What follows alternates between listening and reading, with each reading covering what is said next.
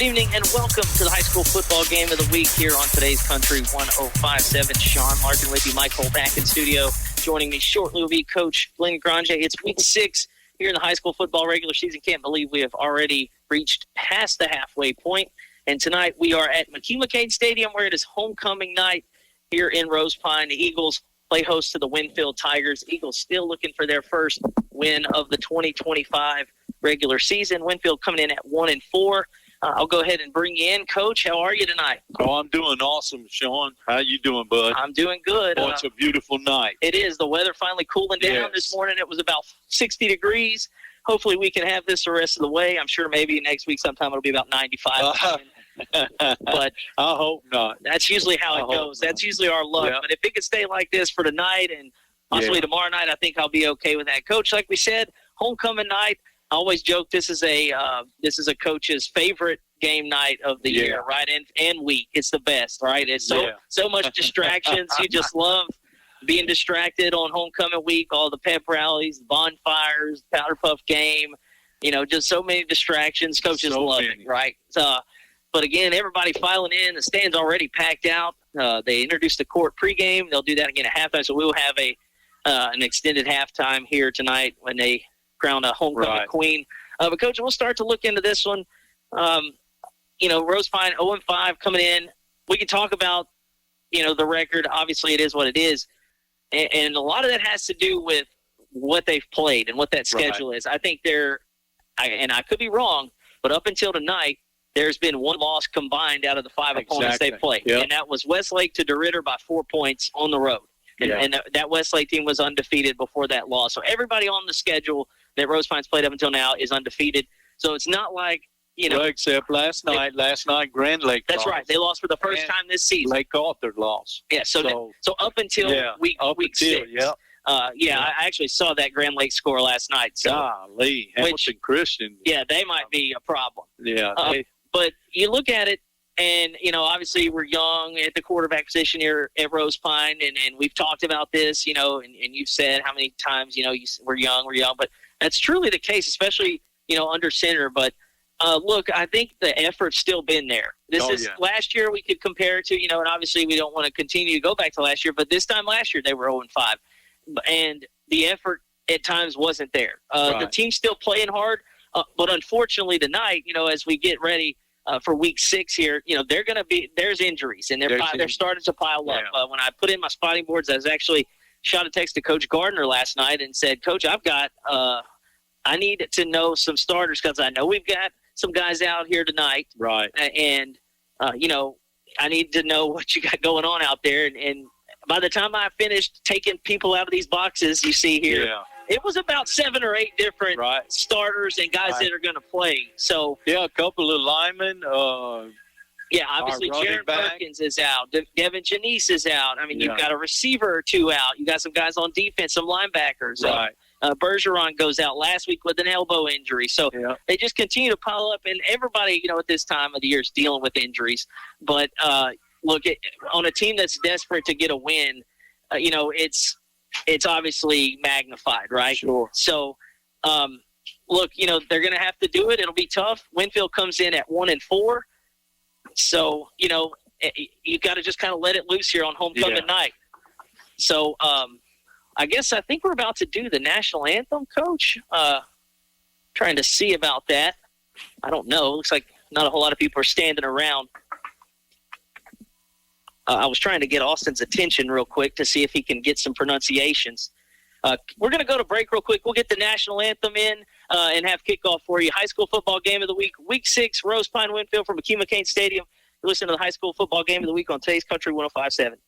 Great food, great drinks, and a great time? You're sure to find all that and maybe more at Double D Steakhouse in DeRidder. Open daily at 11 a.m. They are ready to serve you juicy burgers, delicious chicken dishes, and cut daily certified Angus beef steaks, all cooked over a mesquite grill. Compliments your entree with a loaded baked potato, some steamed veggies, or any of their many side selections. Watch your favorite sports teams on one of their mini TVs while enjoying an ice-cold draft beer or one of their many popular drink specials. Double D Steakhouse, located on Highway 171 in DeRidder, for great food, great drinks, and a great time. Are you paying your bank to hold your money? If so, it's time to make the switch to a bank with totally free checking. Sabine State Bank offers free checking with no fees, no minimum balance, no balance requirements, no analysis fees, and we still include check images in your statements without a fee. There is even a free small business account. If you really want free checking, stop by one of our convenient 45 locations. Sabine State Bank. Our goal, your future success. Member FDIC. Hello, this is Sheriff Sam Kraft. The Vernon Parish Sheriff's Office is committed to protecting and serving all citizens of Vernon Parish. Senior citizens need our protection and our watchful eyes. Adult taxpayers deserve law and order, and our youth need encouragement and support in order to succeed. The Vernon Parish Sheriff's Office will continue to work with area law enforcement agencies to provide a safe and wholesome environment for all of our families. We are proud to serve Vernon Parish and to call it home. It's fall on the Bend, the perfect time to enjoy the great outdoors on Toledo Bend. Sabine River Authority invites you to head to Toledo Bend. Enjoy waterfront cabins at Cypress Bend Park or RVing at Pleasure Point and San Miguel Parks. There's plenty to do along Louisiana's largest waterway. Fish, boat, swim, and barbecue. Sabine River Authority, managing Louisiana's recreation destination. And this holiday season, plan a visit to Cypress Bend Park for festive holiday lights along the Bend. Sabine River Authority brings Toledo Bend to life. Dale Peterson, pharmacist, and the staff at Rosepine Family Pharmacy are proud supporters of the Road to the Championships. Rosepine Family Pharmacy knows that the combination of academics and athletics help young people become well-adjusted citizens. Open Monday through Friday, 8 to 5. Call 337-462-0177. Serving the community since 1985, choose your hometown pharmacy to fill your prescription needs. Choctaw Pines Casino, your place for fun. Welcome to Cutter's Sports Bar, where every play is a win and the food is unbeatable. Enjoy a quick bite from our new value menu or choose from one of our hometown favorite dishes. It's flavor you can bet on. And don't miss karaoke every Thursday night from 6 to 11 p.m. Cutter's Sports Bar, an all-around slam dunk. Choctaw Pines Casino, your place for fun. Must be 21. Barksdale Federal Credit Union cares about you and your finances. That's why we offer free tools, like free financial counseling, free access to your credit score with monitoring tools and goal settings, and a free money management tool so you can see all of your accounts in one place, even from other banks. Offering more for over 70 years at Barksdale Federal Credit Union. Barksdale Federal Credit Union, celebrating 70 years. Federally insured by NCUA, an equal housing lender. Just as your local State Farm agent combines good neighbor service with surprisingly great rates, you can combine your home and auto. And guess what you'll get? That's right, good neighbor service with surprisingly great rates. In fact, State Farm agent David Heyman is your go-to agent in Leesville for service you deserve at the price you want. So try combining home and auto today. State Farm agent David Heyman will help you mix and match things perfectly. Call 337-239-9999 for your surprisingly great rates. Like a good neighbor, State Farm is there. Individual premiums will vary by customer. All applicants subject to underwriting requirements. Gotta love that chicken from Popeyes. No one makes that crispy New Orleans-style chicken and fresh, fluffy biscuits like Popeyes. You don't need a special occasion to enjoy the great New Orleans taste of Popeyes chicken. Or maybe it's seafood you're craving. It's great anytime for any meal. Gotta love that chicken and seafood from Popeyes. Popeyes, located in Leesville and Oakdale. Now open till 11. Some call it over-planning. At Shawson Gas, we call it foresight. Be prepared for the next power outage with a Generac home standby generator. After sensing a power outage, a Generac generator automatically restores your home's power, whether you're home or away. Generac, it's not just a generator, it's a power move. Be prepared this hurricane season and call Shawson Gas at 337-239-2719 to get in line for your new Generac home standby generator. Financing available. Shawson Gas, located at 1107 South 5th Street in Leesville. Ask about their monitoring services for generators and propane tanks. Football. Ready, break. KVVP Leesville, DeRidder, Fort Polk. Today's Country 105.7. Welcome back here to McHugh McCain Stadium. Sean Larken with you, Coach Glen, Granger, Mike Cole back in studio. Eagles win the toss and will get the football first. They did the coin toss before the national anthem and prayer, so that was new. A little different setup. Also apologize for the kind of frantic exiting there. I saw a coach from Winnfield come through the press box. We've been needing a couple of pronunciations I tried to call the school twice. Coach, good luck getting a hold of him. Tried to call, get some information earlier in the week. I saw him. I said, we got to go to break. I got to take care of this myself here. So it'll be Jacob Crossler kicking off for the Winnfield Tigers, coming in at 1-4. Under first-year head coach Myron Keller. Eagles have 3 on the back line. That one will be fielded at about the 20. That's Jacob Norris out there. He's looking to make something happen. Makes a man miss at the 30, and he's trying to get to the edge. He'll be wrapped up. I think he gets to about the 28. He had the 30. He was trying to get on the perimeter there, but looked like he got to the 30, Sean. It would be nice if they give him that spot. Yeah. And we'll talk about it. Actually, a decent return there for the Eagles. They had a couple of those. Actually, looks like they're going to mark him at the 29, Coach. Okay. I don't think they're giving him the 30. Oh, gave it the 30. Never mind. Nose of the football on the 30. How about that? I don't even get the white out. I get everything else but the white out from my backpack. So Rosepine takes over at their own 30, and Slade Gardner back there with Barrett Cootie in the shotgun. They will go to Barrett. First down carry, and it's like he may pick up about 3 or 4 before he's thrown back by a host of Tigers. Looked like a gain of 3 there, Sean. So 2nd and 7. Eagles lining up quickly. One receiver down to the near side, Jacob Norris. Brenham Cheney also in the set of skill guys with Riker Blackman. Again, some changes up front. Jaron Perkins out. Brent Bourget slides into that center position. Alan Ross over at right tackle. Tug Heyman at left tackle, left guard Patrick Gibson. They'll go back to Barrett, looking to get the corner here to the near side. He's got it. He's in the clear. He's up across midfield and lowers the shoulder to finish the run. First down, Eagles. Barrett Cootie with a nice carry there on 2nd down. And he moves it into Tiger territory there. Coach, way to finish the run. 21 yards, Sean. That was an awesome block by Tug. By that left tackle. He walled off a bunch of people, and Barrett was able to get on the outside. Yeah, good. Pretty much little resistance out there until he got into the 3rd level with the defensive backs. Now, Twins up in the top of the formation on the far sideline. Slade Gardner. He'll go back down to Barrett Cootie. He's got a nice hold there through the right side. He'll pick up about 3. And a nice opening drive here out of the opening kickoff for the Eagles. The thing about Winnfield, Sean, is that they score a lot of points, but you know what? They give up a lot of points, Coach, you said it. 36.8 points per game through the first 5. Yeah. And Eagles already a tone-setting drive here in front of the homecoming crowd. Winnfield actually had Rosepine for homecoming last year, so they'll go back to Barrett. He's looking to get the outside. He's got it. He's cutting up. He's got great downfield blocking by Cheney and Norris. Lowers the shoulder and finishes the run. Another first down, but this could be coming back. I think they may get maybe Tug or Gibson. They kind of had I could see it. I was hoping that the referee didn't call it. One of the linemen had the defensive player kind of under the neck area there. So that'll wipe a good carry away from Barrett Cootie. And like we said, on the return game, Rosepine had about 4 drives as short fields, 2 good returns in the kickoff game from Jacob Norris and Jaden Sandoval last week. They had a fumble inside of the 20. Yeah. You got to figure out how to punch it in, in the red zone and in goal-to-go situations, and that's just been the issue.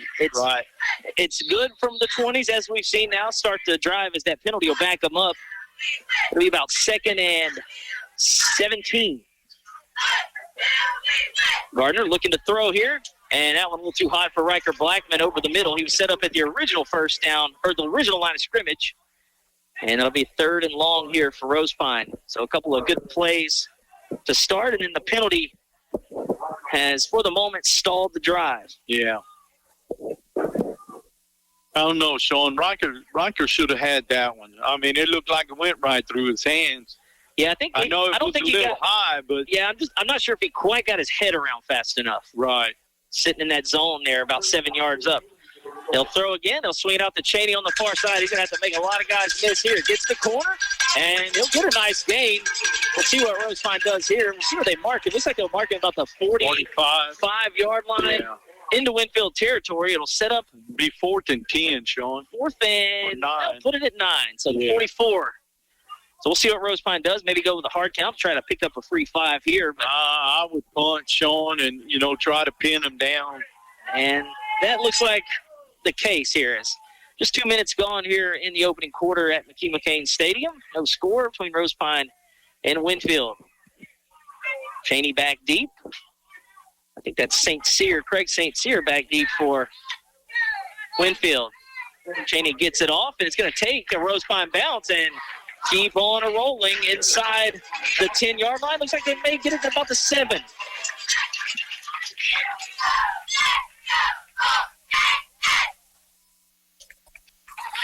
Yard punt, Sean. So with 9:49 to go,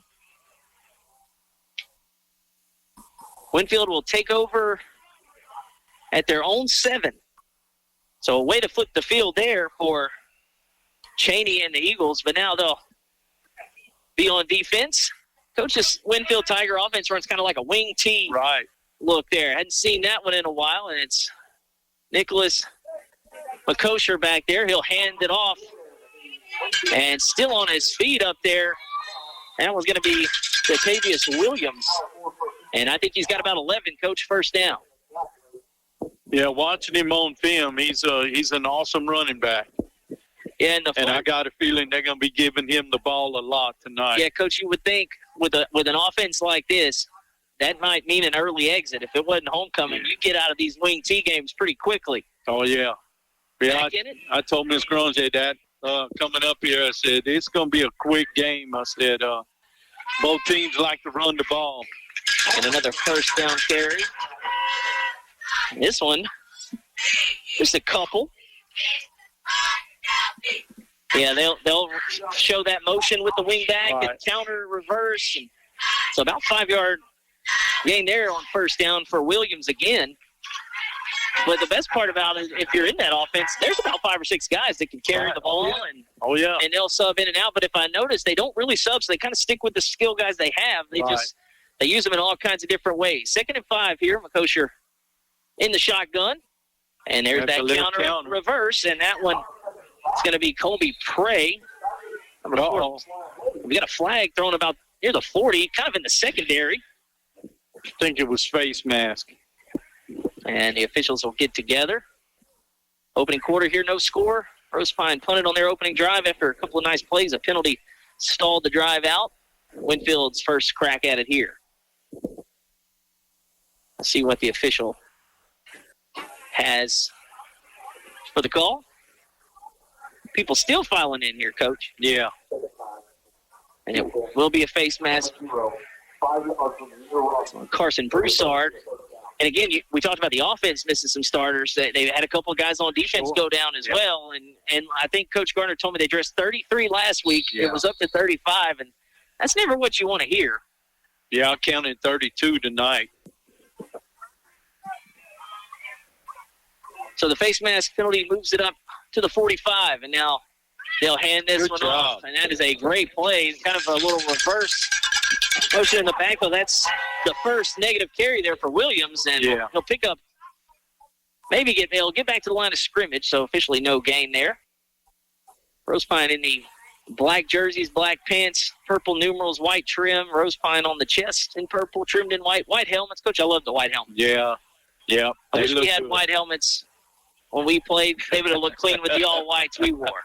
Now, two receivers split out this time in the Wildcat formation, and Williams will be gobbled up there quickly. Might have gotten back to the line of scrimmage. I saw that as well. They'll move him kind of into the Wildcat formation. I think they scored out of that last week. He gets a yard. So 3rd and 9 here after a couple of nice carries to start the drive for Winnfield. Rosepine's kind of bared down defensively. 7:35 to play here in quarter number 1. No score. Homecoming night. Well, if we can make them punt on their first series, that would be awesome also there, Sean. Yeah, because you liked what you saw from Barrett Cootie. Yeah. Could be a passing situation here. 3rd and 9. McCosher in the gun. And he'll look to throw. He'll throw the out route, and it'll be caught. And now bobble. We got a flag in the backfield. Nice pass break up there. Right. Was that Priest in coverage out there, Coach? 47? Yeah. Coming from the linebacker spot. And Cheney, yeah. Yeah, and I think that's going to be on Winnfield, so we'll see that in the flag. But a nice pass breakup. Intended receiver there was Colby Prey. So,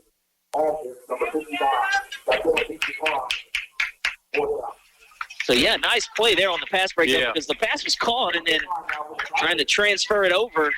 I believe that was Priest and Cheney in there on the coverage. So they will have the punting unit out there. Gabe Wren.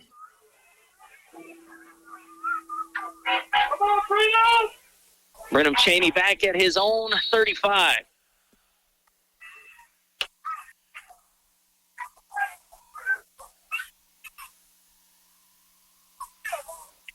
And a good clean punt. This is a good punt here. Cheney's going to field it at his 30. And he will be wrapped up immediately and thrown backwards, and they may give him forward progress at the 30.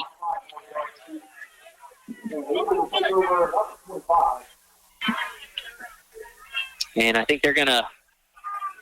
Yeah, we gave up a couple of good runs by a couple of... Williams. First down carry went for 15-plus, and then... Then it was three no gains right there in a row, which made them punt. That's awesome. So they will mark it at the 30. They'll give them forward progress. So the second drive.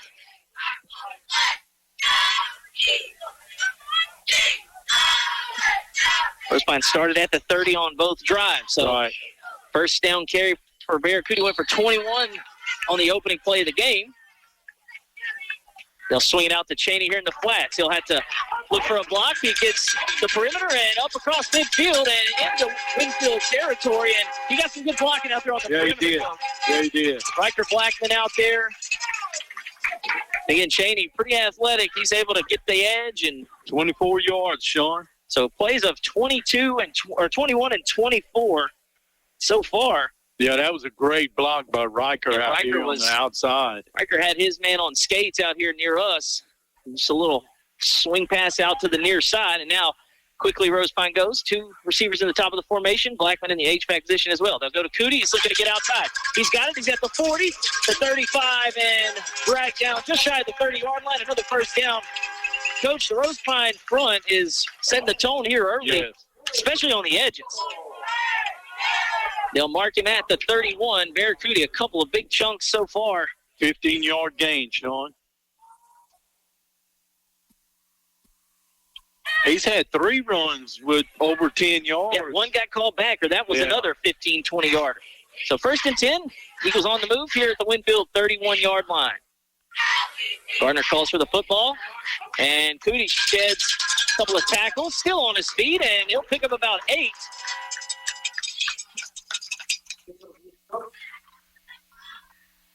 And he'll tap his helmet. He'll get a breather here. So Daxton Curry will come off, or come onto the field from the sidelines. We'll see him get some carries.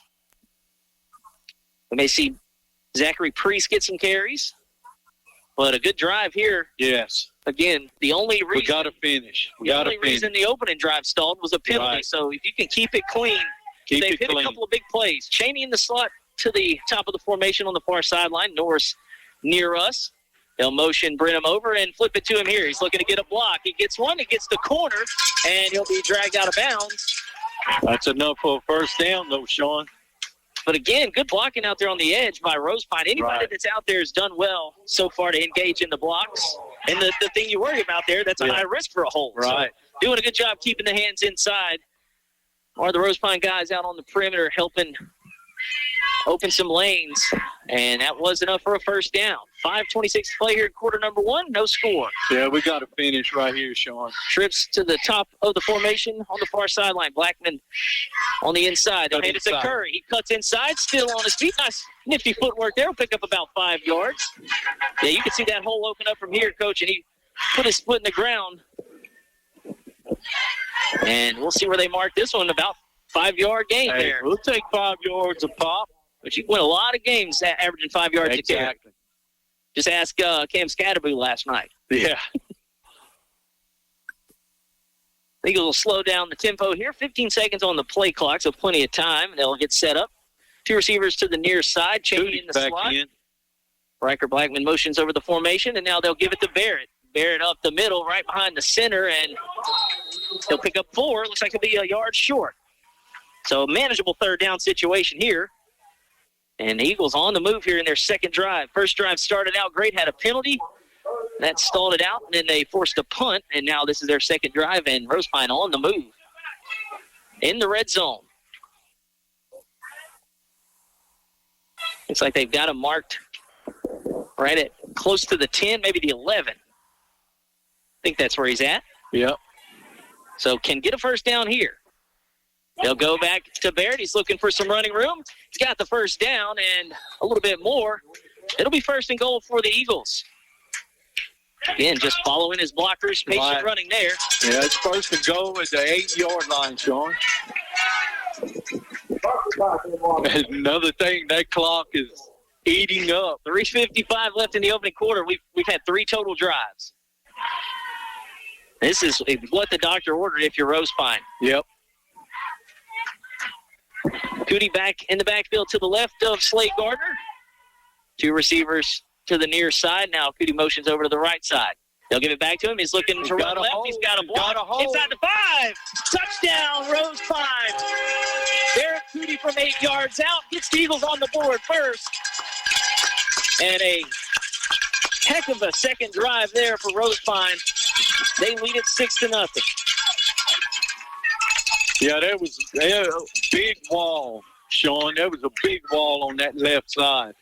Which I've got a feeling if you can cut the penalties down. Right, exactly. I don't think Winnfield's got as much speed as it looked like they have. You can get out there on the edge. You should be able to do that pretty much all night. They'll line up for the extra point.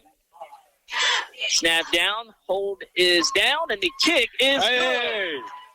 3:31 to play in the opening quarter. Rosepine scores first. An 8-yard touchdown run from Derek Cootie. 7-0. You're listening to the high school football game of the week on today's Country 105.7.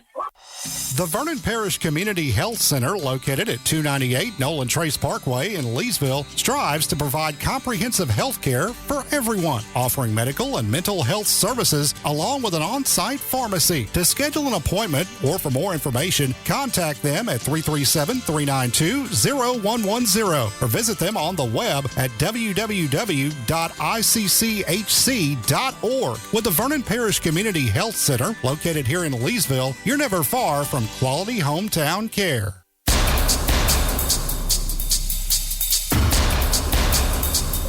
Back here at McKee McCain Stadium, Coach, a sight for sore eyes there. Rosepine takes their second drive of the game, and they strike first. I'm not sure the last time Rosepine has scored first in a game. It might be dating back to last year.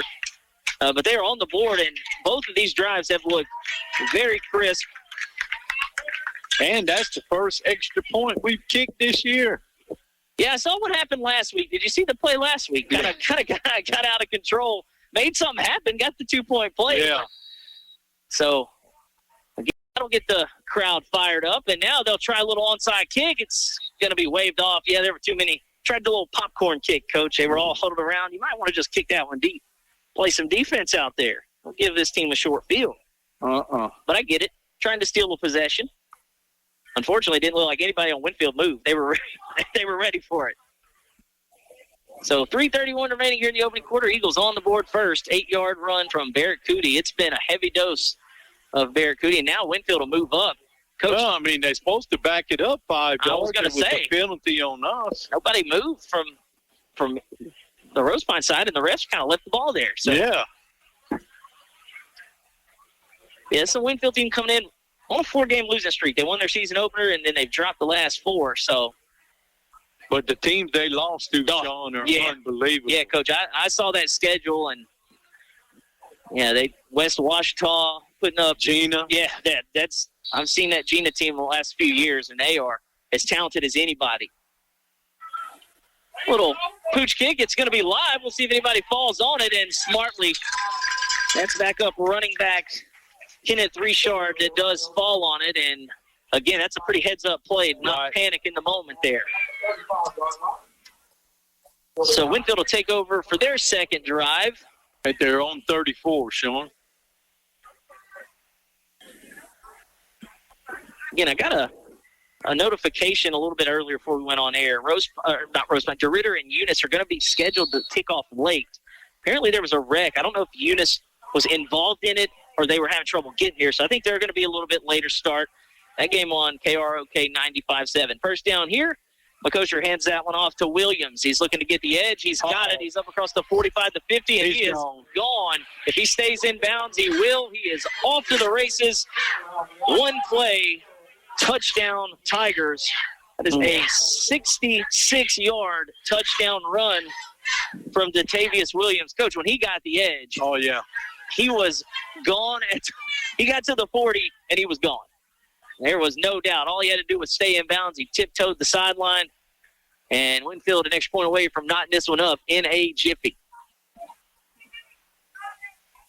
As a matter of fact, in 14 seconds, I would like to see him line up and run the 100-meter because that was in full pads, Coach, and he was picking them up and putting them down. Seeing that cheerleader run up and down the track with that W, it reminds me of Chicago last night, the Cubs. Oh, flying the W. Yeah. Yeah, and they'll have a Game 5 tomorrow. Yeah. Got a Game 5 in the American League tonight. They'll go for 2 here.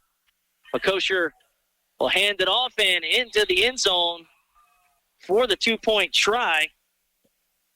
That was Leo Bryant, I believe, number 6 that got the ball. So, 2-point try is good. 3:17 left in the opening quarter. Winnfield 8, Eagles 7. Getting it right after this. You're listening to the high school football game of the week on today's Country 105.7. This is State Representative Charles Owen.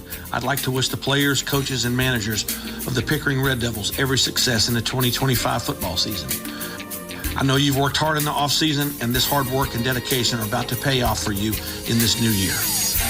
Your effort will make your community, your family, and your classmates at Pickering High proud, and you will earn the success you find on these playing fields. Thank you for your efforts, and go Red Devils. Don't know if he does. Back here at McKee-McCain Stadium, me and Coach Glen Granger were talking about the NLDS game between the Dodgers and Phillies last night. And Coach, you were talking about the throw and the errant throw with Orion Kirkering for the Phillies. You were talking about guys making millions. He's actually probably not. He's a 21-year-old guy that's probably trying to get, in the mix on that roster. And just that's a tough play for anybody. Right. And now Winfield's going to kick off a low line drive. That took a wicked hop, and Sandoval's going to field it at about the 20. Sandoval had a nice return last week, and this time he'll be tackled up near the 35, and he got lit up there. But, yeah, again, Coach Atwood, like I said, you're not going to find anybody that hates the Philadelphia Phillies more than me, but in the moment you can see a human have to deal with that and know what, unfortunately you expect what's coming on social media after from people that are just awful people, And so hopefully that guy can get lifted up. So 8-7 here. Rosepine will get it at their own 35. Another decent spot of field position here for the Eagles as they'll take over. Trips to the near side. Jacob Norris, the outside man. Riker Blackman, the nearest inside. They'll go to Barrett Cooney on first down, and he's dragging the pile to pick up about 6. They may mark him right. He ran backwards for about 3 yards. He did. He was carrying a guy backwards, getting a good back pedal there. They just kept throwing him forward. So they do mark it about 5 yards. So, again, if you're getting 5 yards a pop here, which Rosepine's averaging more than that because they busted off a couple of 20-yard runs. And look, 2:43 left in the opening quarter. You would love to take this down and try to punch it in and take the lead again. Trips to the near side. Cootie to the right of Slade Gardner. They'll hand it off. Cootie looking to come near side. Now he'll put on the brakes and try to reverse field, and that's a good tackle there. That was Colby Prey that did a pretty good job of sealing off that edge and then chasing down Barrett. Yeah, he should have still. Yeah, he probably should have just lowered his head and tried to pick up a couple. Instead, he only loses about 2, so 3rd and 7. But, again, I think the thing the Eagles want to do tonight is not get behind the chains. They've had some 2nd and 3s, 3rd and 1s, and they've been able to convert those with ease. And now we got a 3rd and 7. They had a 3rd and 17 on their opening drive. And they'll run the pump and go. They got Jacob Norris and Riker Blackman. The spacing on that was – Norris had it. Yeah, the spacing I don't think was right there, Coach. They were kind of in the same spot, nearly collided. Hopefully Jacob's all right. I think he took a bigger shot from Riker than he did a defender. And, again, you can tell he's kind of – That'd have been the first down. Yeah, he was about 5 yards behind past the sticks near midfield, but again, just the spacing on that. Yeah, he took the worst of that. Riker's a pretty big kid. And, right. When you don't see him coming, you think you've got some space there on the defenders, but instead it'll fall incomplete. Cheney back deep to punt. Ooh. And a good spiraling punt. Man, that's a heck of a punt. It takes a Rosepine bounce and continues to roll. And it'll be down to just shy of the 20 at the 21 with 1:48 to play in the opening quarter.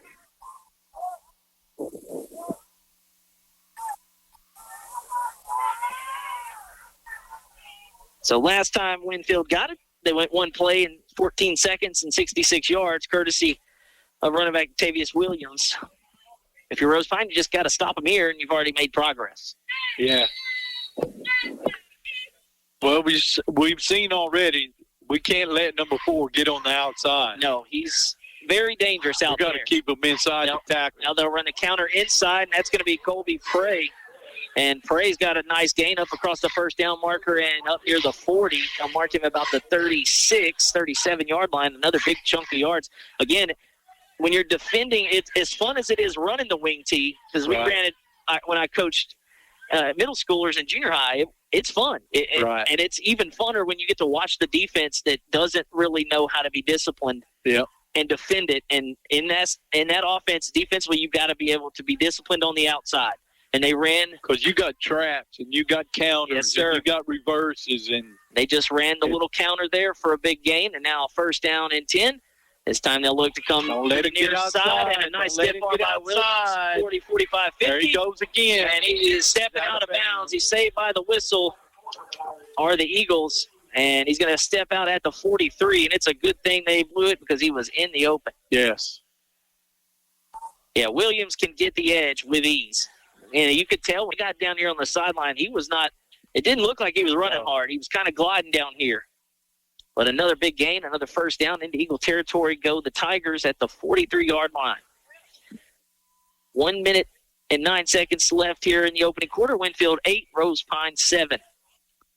I know Winnfield over the years have been, down on their luck and stuff. But, this is a very, very good program. They'll pitch it out to Colby Prey. He's got some blockers. He's up near the first down marker, and I think they're going to give him the first. He's going to go down right at it. So Winnfield's starting to kind of utilize the perimeter here, and they hit some plays, and that's the thing. You start showing all that motion in the backfield.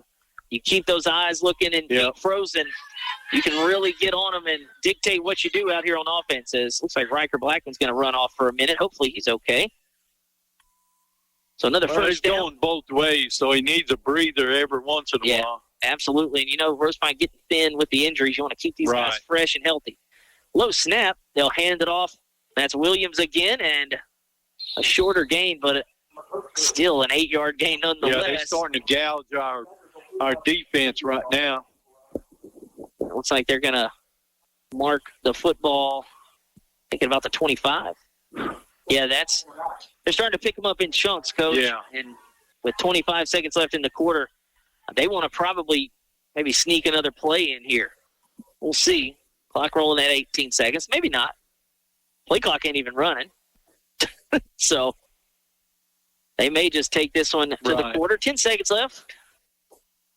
Yeah, they're not coming out of... Yeah, give Williams a little breather. Yeah, and hopefully, if you're Rosepine, you'll take it as well. Yeah. So after one, Winnfield leads by 1, 8-7 over Rosepine. You're listening to the high school football game of the week on today's Country 105.7. Esquil Leesville Flooring is a proud supporter of the Rosepine High School Eagles athletic and academic programs and salutes all their achievements. Esquil Leesville Flooring knows that a healthy combination of academics and athletics helps our young people become productive citizens. Visit their showroom at 248 Alexandria Highway in Leesville or call them at 238-2888. From carpet to tile, you can have your home looking great in no time. That's Esquil Leesville Flooring, making your house a home, one floor at a time. Weaver Motors, Chrysler, Dodge, Jeep, and Ram dealership, 603 South Margaret Avenue in Kirbyville, Texas, is the dealership for you. If you're in the market for a new or pre-owned vehicle, they're only a short, scenic drive across the Sabine River from west central Louisiana. A great sales team working to provide you a great price followed by great service. That's Weaver Motors, Kirbyville, serving the area since 1974.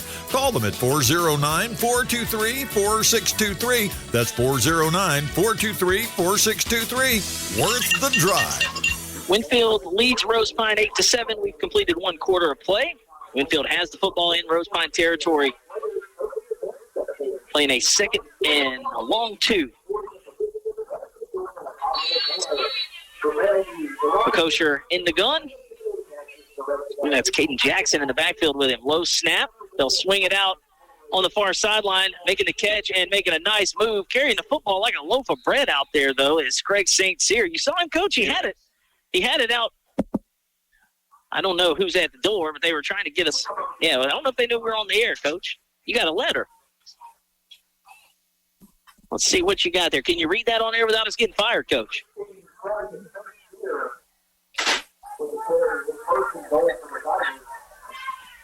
First and goal, Coach is deciphering that love note he's got over there. What you got? Oh, it's a happy birthday. So we need to give that to Austin. Drum major. Yeah. Okay. Here comes motion by the receiver. I didn't know who that was because somebody walked right in front of us, and that's a touchdown, Winnfield. I do beg your pardon. I was blocked out there, and I think that touchdown was scored. Number 6. That's the second time he's toted the rock there, Leo Bryant. And I do beg your pardon. Somebody walked right into my line of sight there, and I saw the hands go up. So Leo Bryant gets into the end zone, and Winnfield now leads it 14-7.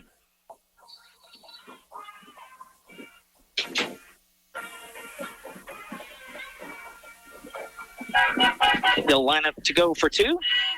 Williams back in the backfield. They'll give it to him, and he'll be dropped for a loss. So 2-point try fails, but touchdown gives Winnfield a 14-7 lead.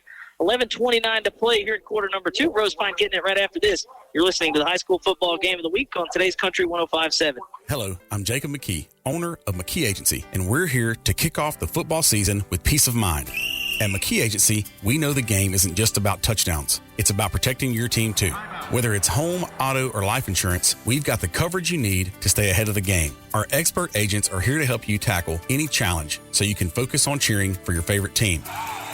Score big with McKee Agency, your choice for insurance. Call us today and get a free quote, 337-238-2832. Because every play counts, and so does every policy. McKee Agency, where protection is our game plan.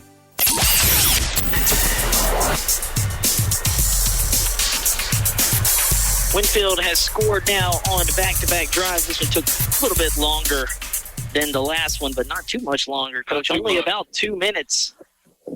And that was a Leo Bryant touchdown run. 2-point try, no good from Williams. He was dropped in the backfield for a nice loss. That's a wicked kickoff there, but it's fielded cleanly and now trying to get to the edge. And getting the edge there is, I believe that's Lonsberry. Is that who that is, Coach? Lonsberry or? No, I'm sorry. That was Broussard there. Yeah, Broussard. Kind of fill out the uniform in the same way. Right. A good return. Rosepine's had some pretty good returns so far, and they've been in good field position to start these drives. You need to have a sustained drive here because the defense is starting to get gassed out there. Yep. It looks like they're going to mark it at the 45. So the 30, the 30, the 35, and now the 45 is where the Eagles have started. That's Lonsberry split out to the near side here. Cheney and I believe Norris at the top. They'll move Brenham in motion. They'll fake it to him and give it to Barracuda. He sheds a tackle at the line of scrimmage. Falls forward for about 4 to the 49, right at the midfield logo, which is there this week. It wasn't here the last time I was. Well, it was here, Sean. 2 weeks ago. Outline. Well, it wasn't here at all when I came to last. Oh, yeah. So we've got the stencil. You weren't here the last game. It's been a while. Yeah. It's been a while. Been at Leesville a couple of times. Went to Pickering once. So a good 5-yard gain. They actually do mark the nose of the football to the 50. Again, Cootie just kind of fell forward after he felt contact. So 2nd and 5. 10:45 remaining in the half. They'll hand it to Barrett again. He's wrapped up for a loss there. That was a pretty good play off the edge from Dylan Turner. linebacker, I think, coming from that edge there. So a loss of a yard after a 5-yard gain. But, yeah, whoever that was, somebody missed the block there because that guy got back there quick. Well, they pulled the guard and the tackle, and he slipped right behind him. And that's what it was. Just kind of maybe took a little bit longer to develop. And I guess the only thing you could do there is maybe kind of see that and hope for maybe like a reverse or something. And the thing bad about the RPO, Sean, is that we lined up 5 yards behind the ball. And over Cheney's head a little high. Couldn't come up with the catch. And that'll be 4th down and 6. And they'll send the punting unit out.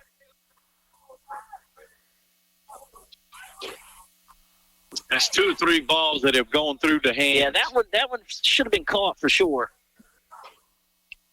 And again, Rosepine started with good field position, and they'll have the punting unit out there. Always got to watch for the fake. Maybe Well, they didn't rush nobody but one person a while ago, and if I was Cheney, I would have took off running. And again, Cheney with another good punt. That was muffed but recovered by St. Cyr. Now he gets out of a tackle, gets a block, and he cuts up the field, puts on the brakes, and he'll be stopped and still on his feet. Blow the whistle, Mr. Ref. And he's finally blown dead there at the 30. They may give him progress at the 31. But, Coach, he kind of got out of a big-time jam at the 15. Had trouble with the basically picking it up. Had to pick it up twice. I don't know how he got out of that tackle at the 20. They do mark him at the 31. Yeah, he was like a little water bug.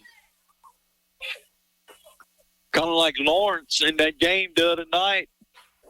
Trevor Lawrence falling down 2 times. Only thing St. Cyr didn't do was fall down. Coach, did you think at any point in that play that was going to be a touchdown? No. Because the still shot of him laying on the ground, they'll run the reverse here. St. Cyr's got it. He's looking to cut it up the field. Rosepine stretched it out well, and he's still going. I don't know how he stayed up. He got kind of hog-tied at the 35, was able to keep his balance. They didn't blow the whistle because he never went down. So, again, I think Rosepine did a pretty good job there of stretching that out, but he still picks up 5. But they could have went for a lot more. Yeah, they stayed on the outside. They didn't take the fake on the inside, and he stayed at home. And so the reverse goes for 5. And, again, Craig St. Cyr showing off the elusiveness here. He'd be tough to tackle in a phone booth. 9 minutes to play here in the half. Winnfield leads 14-7. They've scored on their last 2 drives. Rosepine desperately needs a stop here. Here comes Williams. Now they'll go inside. That one handed off there to Williams, and he breaks the tackle. He's across midfield, and it's a foot race to the end zone, and he will score. Touchdown Tigers again, able to get the edge, and that is going to be a 59-yard touchdown run. Winnfield 20, Rosepine 7. The big play is killing Rosepine.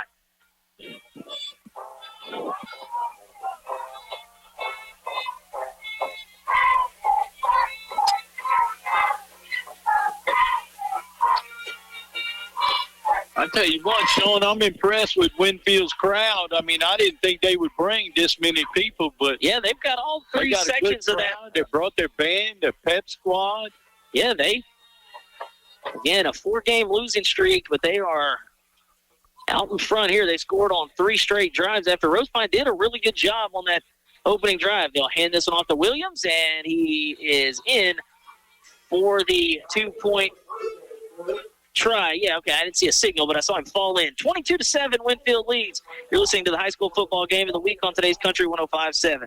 Are you looking for the perfect mix for seafood, burgers, and everything in between? Look no further than the Catfish Hut in DeRidder. Open Tuesday through Saturday, serving up freshly cooked fish, shrimp, and oysters that will make your mouth water. You can dive into the fresh salad bar that is prepared daily, or you can check out some of their daily lunch specials every weekday. Planning a celebration? Catfish Hut has a large party room that is perfect for birthdays, reunions, meetings, and so much more. Swing by and grab a bite to eat any Tuesday through Saturday. That's Catfish Hut in DeRidder, where great food and good times await.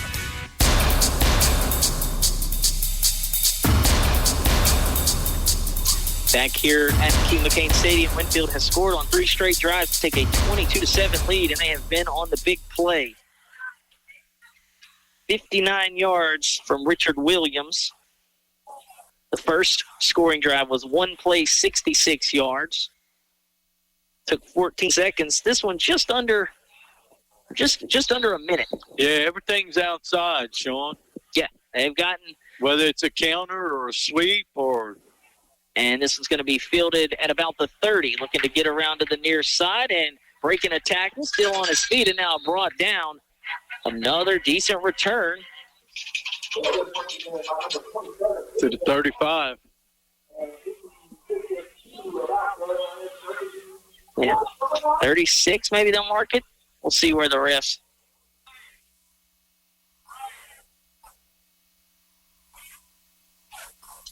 $37? Yeah. All right, Coach, I don't like to speak in hyperbole, but this is a big drive here for Rosepine. I mean, it's obviously there's 8 minutes left in the half, but we can't go 3 and out again. No, Winnfield's shown the ability to score quickly, and it's 22-7. If you want to have a chance in this one, you got to at least sustain a drive here, and the first down carry goes up to the 40-yard line by Barrett Cootie before he's brought down. Yeah, you don't want this to get out of hand because Winnfield's shown the ability to score quickly. Again, they've scored twice in, about 2 minutes. Yeah. So. Yeah, we need to stay with these plays right here. Stop pulling the guard and the tackle and have Barrett get tackled behind the line of scrimmage. If we just stay. I'll swing it out to Cheney on the far side. He's got a great block from two guys, and now he's up across the 40, the 35, 30. Riker Blackman over there. Jake Norris put his guy about 5 feet under. That was a great block on the perimeter by both guys. Riker was falling down, was able to hold on to his block, and then, like I said, Jacob out there kept that block to spring Brenham into Tiger territory. Good for a gain of 26 yards, Sean. First and 10 at Winfield's 34-yard line. Cheney with receptions of 24 and 26 already. Right. Now, Twins to the near side. Run Barrett up the middle. And Barrett makes a nifty little move there. He's getting 4 or 5 yards. Yeah, it looked like he was going to be stopped in the backfield, but he had a little hesitation move there and picked up a couple. So 7:45 to play between him and Denise, except Barrett's a little quicker. Yeah. Again, and the game that Devin went out in, and man, look, concussions are obviously scary. And he'd had a heck of a game in that Ascension Episcopal game.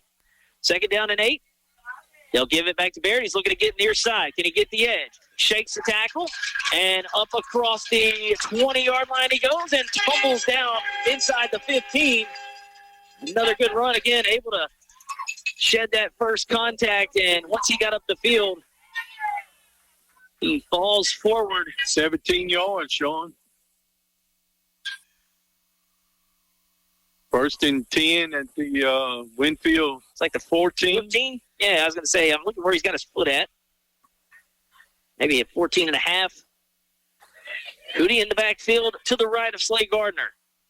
They'll go right back to Barrett. He's looking to get any kind of running room before he is swallowed up there by a host of Tigers. Jess Nelson, one of the defensive linemen in there before the linebackers came up.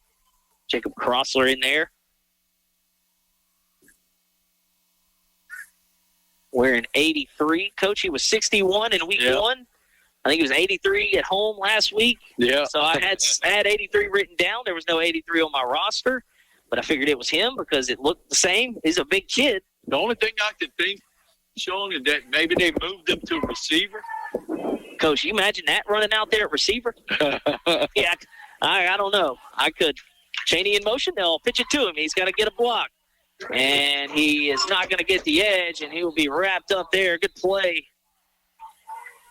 on the edge out there. Yeah, Barrett was lead blocking, but then his guy got away from him. That's Tavarius Lindsay coming up to make the play. Yeah, Coach, I was going to say I couldn't hear you over there. You didn't have your mic up. I tried to sneak it up there close to you before you turned around. It's kind of loose, but that's all right. I got it. I got it fixed. We'll have to get that. We got to get that taken care of for you. See, that's the thing. I hadn't had anybody in the last couple of weeks. Coach Maddox got on there with me 2 weeks ago. Okay. And we will have a pre-snap penalty here. Yeah. This was 3rd and 12. Maybe 3rd and 17 when we're all said and done here. White Hat's going to Come tell us about it.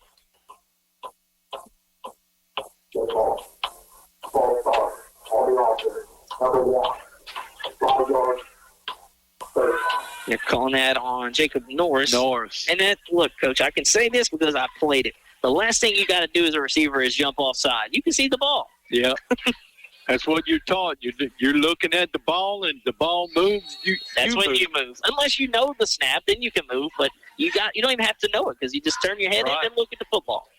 So 3rd and 17. Eagles need to pick up a chunk here to at least have a manageable 4th down. Gardner looking to throw. He's going to heave one up. Chaney's down there, jockeying for position, and I think if Brenham would have maybe jumped up, he'd have got a penalty drawn because the coverage was draped all over him. But again, not going to call it because the defender high pointed the football there. I think if Chaney goes up, he might get some contact and get that flag. So the pass ball's incomplete in the end zone. It'll be 4th and 17, 5:22 to play. He had good protection. Yeah, he was able to step up in the pocket. That's some of the better protection he's had. Right. That was a clean pocket to step up in, and the Eagles will see what kind of 4th and 17 plays you got in your playbook, Coach. Not too many. Gardner in the gun. Cootie to his left. He's looking to throw. He'll throw one in. He's got Chaney down. Oh, what a pass breakup. That is a heck of a play by Colby Prey because if he doesn't jump up and swat that out, that is a touchdown to Chaney. That was a heck of a play on the pass breakup. Yeah, you got to give credit where credit's due. That was a great individual play because at the last second, defender knocked it away. And with 5:17, Winnfield will take over on downs at their own 21. I think if he would have threw it a little quicker, Sean. Yeah, I think he would have been beat to the spot. Yeah, I don't think that number 14 would have got there. Yeah, Chaney had the step on him. Low snap. McCosher hands it off. He'll give it to Williams, and Williams is stopped for a minimal gain. Yeah, you're right, Coach. Again, not a bad throw anyways, regardless of the timing. But I think if he gets it out just a bit earlier, that he doesn't have a chance to break on it and make a play because kind of had his guys caught in the backfield back there. Yeah. But a good recovery either way, or that would have been 6. I mean, we both saw it when Chaney left the line of scrimmage. He was wide open. He got free release. And, again, just the last second, they'll run it inside this time he's gone. To the other Williams, and he is shedding tacklers. And that is Richard Williams into the clear, and he is going to score. The Williams brothers are terrorizing this Rosepine defense. 74 yards, Sean. Another long touchdown, and it's 28-7. And I don't even know if Datavius Williams and Richard Williams are brothers. I don't know. But they run like they're related. They are running like they got the same. They're running like kinfolk, Coach. They are. They get into the open field. You can go ahead and start playing the fight song if you're the drum major because they have not been caught yet. So they'll line up to go for 2, and in the Wildcat goes Datavius Williams, and before he can get going, they'll blow it dead.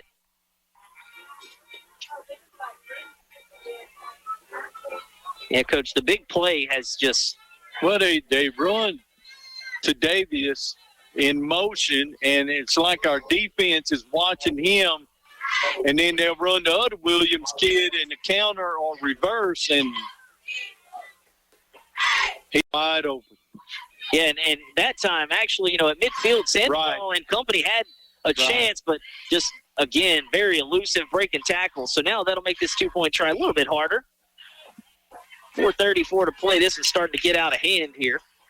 Kosher sends a couple of guys in motion, and now he's got it rolling. The left-handed quarterback's trying to throw one into the back of the end zone, and Sandoval in the coverage, that one broken up. So 4:34 to play in the half. Winfield's opened it up. They lead Rosepine 28-7. You're listening to the high school football game of the week on today's Country 105.7. Healthcare is so important. That's why choosing the right pharmacy is just as important as seeing the right doctor. You want someone who treats you and your family just like family. Thrifty Way Pharmacy right here in Leesville is just that place. Thrifty Way Pharmacy is locally owned and operated by a caring and knowledgeable staff that will treat you and your family just like family. Thrifty Way cares for our community. Come home. Come to Thrifty Way Pharmacy. Thrifty Way Health Mart, caring for you and about you. Thrifty Way, your hometown choice.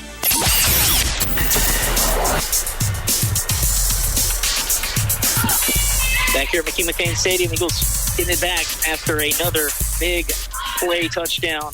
Richard Williams has touchdown runs of 59 and most recently 74 yards. And again, it's been the Williams show, whether it's Richard or Datavius. Rosepine has no answer.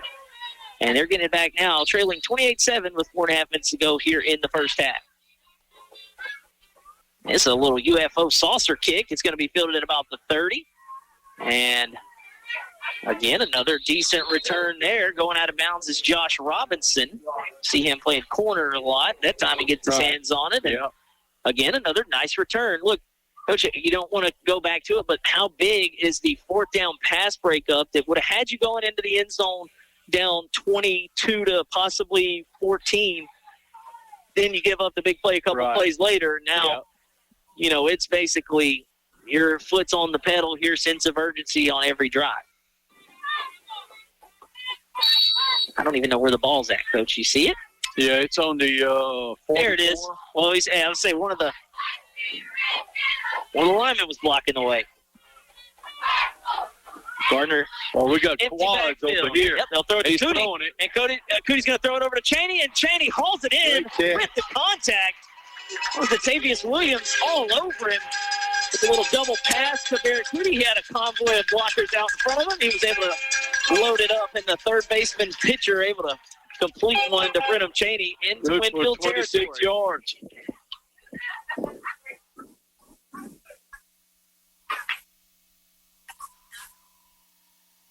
Yeah, Cootie using his baseball skills right there. Cheney, too. Yep, they probably didn't see that one on film.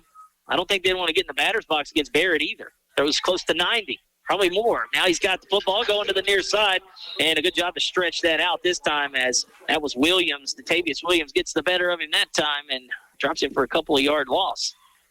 Yeah, I was going to say Winnfield probably wouldn't want to get in the batter's box over there against Barrett. He'd blow their doors off, probably run it up there 90, 92. So about a 3.5, 4-yard loss there. 3.5 minutes to play in the first half. And it'll be an elongated halftime as it is homecoming. That's a broadcaster's worst nightmare there, Coach. But it was take your pick. Pickering's homecoming, Leesville's or Rosepines.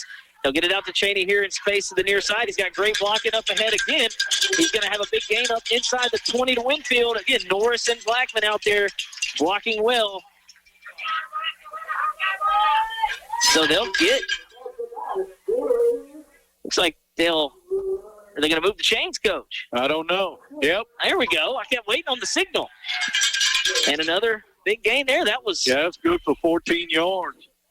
So right at the sticks, and the chains move. 3:10 to play in the half. Again, this is a must score here for Rosepine. Lonsberry down on the near side. Cheney in the slot up ahead. They'll give it to Barrett, and he's hit immediately. He's going to see where he gets to. I think they'll mark him about the 17, maybe. It's like the 17-yard line, Coach. Yep. But yeah, it's homecoming pretty much everywhere. If you're in Vernon Parish, you got a homecoming game. Exactly. And then, like we said, Maryville's is tonight. So take your pick. DeRidder is at home, but they're not playing a homecoming game. That was a couple of weeks ago. Right. Twins to the far side of the formation. Lonsberry split out to the near side. They'll go back to Barrett. He's going to get skinny through the hole there right behind his right guard, and they'll get to about the 14-yard line. That'll set up,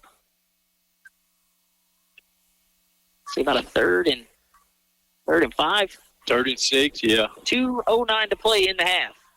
That lineman just not driving Winnfield. Yeah, on the inside. Tackles off the ball like they were a while ago. So 3rd down and 5. Gardner in the gun. He's looking to throw. He'll throw the slant out here. It's caught and rolling just shy of the goal line, right at about the 1. If Jacob would have kept his speed, he would have scored. And we talked right before the game. He was standing over there by the field house, and we talked about him getting one tonight. I'm not sure what he was doing. I think he was maybe anticipating to dive in, but if he keeps his feet, he gets in there. Oh, yeah. But instead, it'll be 1st and goal from the 1. Nice catch from Jacob Norris. But, yeah, he was this close to getting into the end zone there, but a nice conversion again, that was a third and long, so we'll see what Rosepine does here. Got to execute inside the 1. They're going to hand this one off, and it's Cootie. Does he get in? No signal yet. Looks like he may have gotten right back to the line of scrimmage. Coach, I'm going to tell you what I'm doing right here. I'm just going quarterback sneak twice. Yeah, they down at the 2-yard line. I'm running it twice. Definitely run the tush push. Yeah, Coach, if you're the Eagles, you'd run it 4 times like they did last night. Gardner under center. He'll hand it off to one of the up men. Get behind him. Shove him in. No signal yet. And there it is. Touchdown, Rosepine Eagles, and a much-needed scoring drive. They cap it off. Couple of big plays. Was that Priest, one of the up men out there that got that one? I couldn't tell who scored. Yeah, I couldn't tell either. They had kind of a power set. Priest was in there. But it's a 2-yard touchdown run, and we'll get whoever it was for you. Again, it did look like a rugby scrum because as soon as Gardner handed it off, he got behind there and started pushing that pile. Eagles will line up for the extra point. Jackson Carter, he's 1 for 1. Snaps down, hold is good, and the kick. It's good. So Rosepine needed it. They got it with 54 seconds left in the half. Winnfield leads 28-14. You're listening to the high school football game of the week on today's Country 105.7. Answer the call. Become an EMT in 12 weeks. Acadian Ambulance and the National EMS Academy are looking for dedicated people just like you to join their upcoming EMT class. With convenient hybrid training, you can become a certified medic and start saving lives. EMT positions are open right here in central Louisiana and across our 4-state service area. This isn't just a job, it's a calling. Seats are limited, so don't wait. Visit becomeamedic.com to get started. That's becomeamedic.com.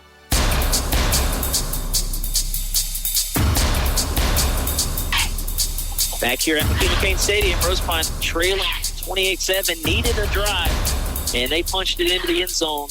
Again, who scored it? We're still not sure. I asked Austin over there to my left. He didn't know either. Again, it was a scrum up against the goal line there, and we'll get that for you, though. I've got my money that it was Zachary Priest, though, Coach. I saw him come out of there, out of the pile, looked like he was happy. Looked like it might have been him.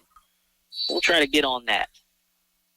Rosepine kind of bunched up in that kick formation. They will kick it short, but that's not going to go 10. It's going to settle about 7. What you don't want to do that with 54 seconds. I was thinking the same thing, Coach. You got 54 seconds left, and you don't want to give that team a short field, but they will oblige. But, yeah, you didn't want that because now they are going to get the football to start the second half as well. And I almost bet one of them Williams boys is going to run it. I'm not. Sometimes I'm a good betting man. Sometimes I'm not. More times I'm not. But I would bet that one of the Williams will touch the football here. And they'll have it in Eagle territory at the 47 of Rosepine. McCosher in the gun. And he's looking to throw. Nobody open initially. Now he's going to try to take off. Sheds a tackle. And he will be dropped after about a busted play. Yeah, I don't know what happened because none of the receivers left and none of the linemen went downfield either. So I'm not really sure. A break for Winnfield as none of the linemen went downfield. He does pick up 2 yards. So even in a busted clock's play, running. Yeah, 30 seconds, and they don't really look like they're in a rush. Now they'll pick up the pace. Oh, I bet I know where number 4 is going. Latavius in the wingback position to the near side. He comes in motion. Looked like they had 2 guys in motion, and he's looking to get up the field. Cut it outside. Don't let him get outside. And there he goes. He's cut down, but he does pick up the first. Whistles start to blow. Timeout will be used here. Yeah, Coach, you got to set the edge. I don't, regardless of whether he picks up 10 or 15, you don't want to pick up 55. No. Because that's how you go from picking up 15 to 55 is not setting the edge. And we've seen it happen too many times here. So in the timeout, we'll keep it right here. 14 seconds to play. You got to watch out for some sort of reverse or a pass here because they're going to want to try to get a chunk of it quickly.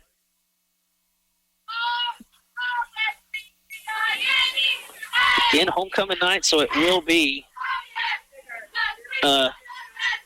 very extended halftime. Yeah. We'll try to figure out what we can do during this extended half.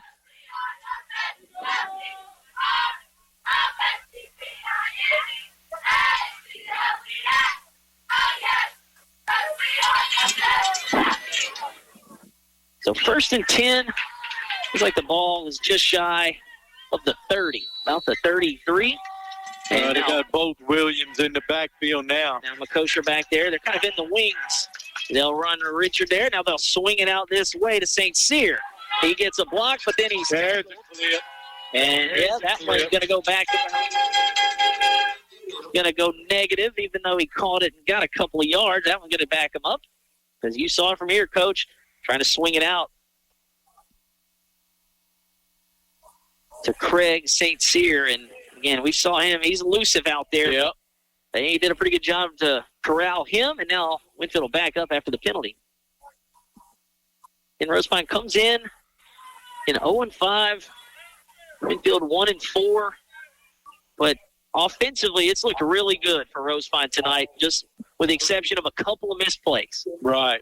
They could have, they left some meat on the bone on the opening drive, and then, again, just an individual play defensively kept them out of the end zone a couple of drives ago. But able to regroup and punch one in to get this to a 2-score game. But you got to keep the Tigers out of the end zone here. They'll split out St. Cyr way at the top. And before we go any further, we will have a timeout.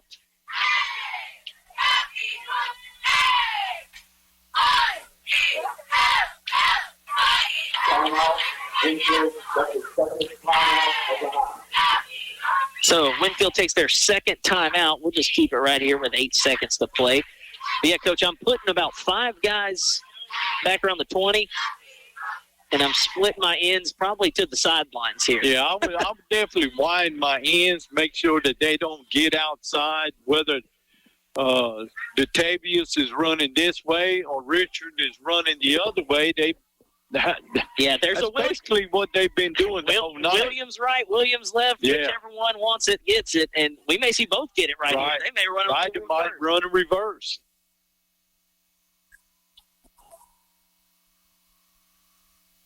And just make sure the secondary don't allow nobody to get past them. That too, because you get all kind of stuff going on in the backfield. Yeah. It could be dangerous here. But this could be the final play of the half. We'll see what happens with 8 seconds left on the clock and a Winnfield timeout. They're at the Rosepine 45. There it is. Down to right. To Richard, and he's looking to get the edge. He's got it. And he breaks go the out and tackle, grab a hold of him. and he'll go out of bounds, but that is the end of the first half. So Rosepine keeps Winnfield off the board as the half expires. Winnfield will get the football to start the third quarter. However, that will take a little bit longer than normal because it is homecoming night here at McKee-McCain Stadium. So they will have the homecoming court ceremony, all that good stuff.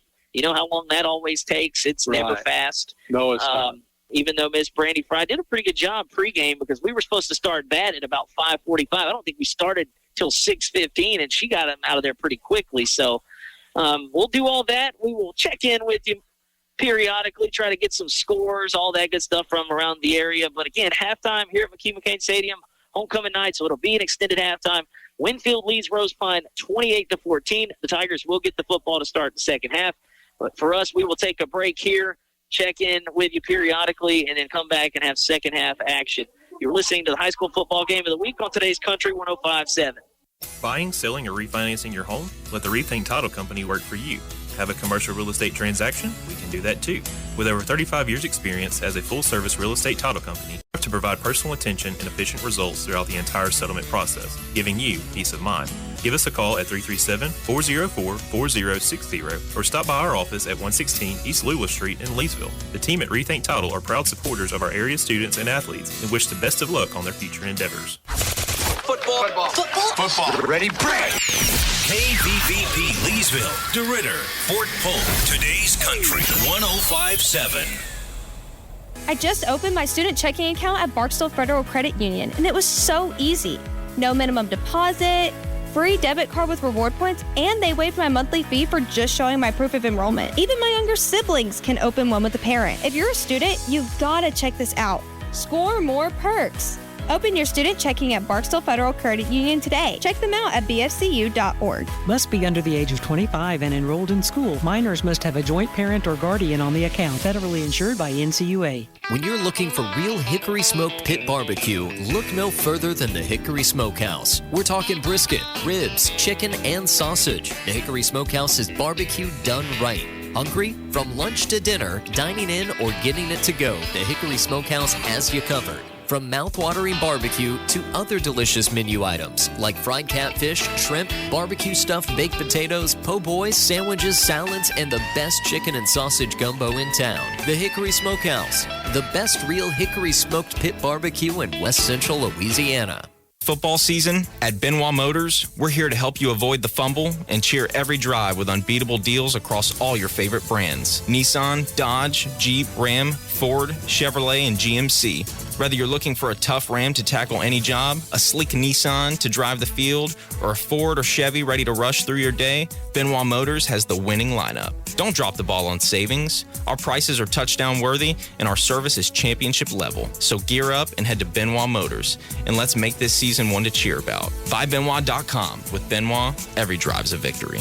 Attention! Champion Homes Leesville is hiring skilled craftsmen to join their expanding team. Whether you're an electrician, plumber, welder, or mechanic, they have a spot for you. Benefits include company match 401k, paid vacation and holidays, medical, prescription, dental, vision, and life insurance. Still not convinced? Get this. They offer weekly production bonuses and a chance to be entered into weekly drawings of $500 with perfect work attendance. And you're eligible to purchase a Champion Home at retail cost after 1 year of employment. Don't overthink it. Visit championhomes.com to apply today. Sports is all about team building. Winning's the goal, but the real learning experience is becoming a team member. And each young athlete is part of the team. From front desk reception to hygienist and orthodontist to family practice dentistry, their team salutes our young athletes on their teams. All sports, all teams, go team. West Louisiana Dental, 103 Bellevue in Leesville. This is District 30 State Senator Mike Reese, and I'd like to wish our area teams the best of luck as they strive to bring home a state championship. I would like to congratulate all of our student athletes for their excellence on the field, on the court, and in the classroom. I'm a proud supporter of all of our area teams, bands, cheerleaders, and dance lines. Best of luck to all of our area teams from your District 30 State Senator Mike Reese.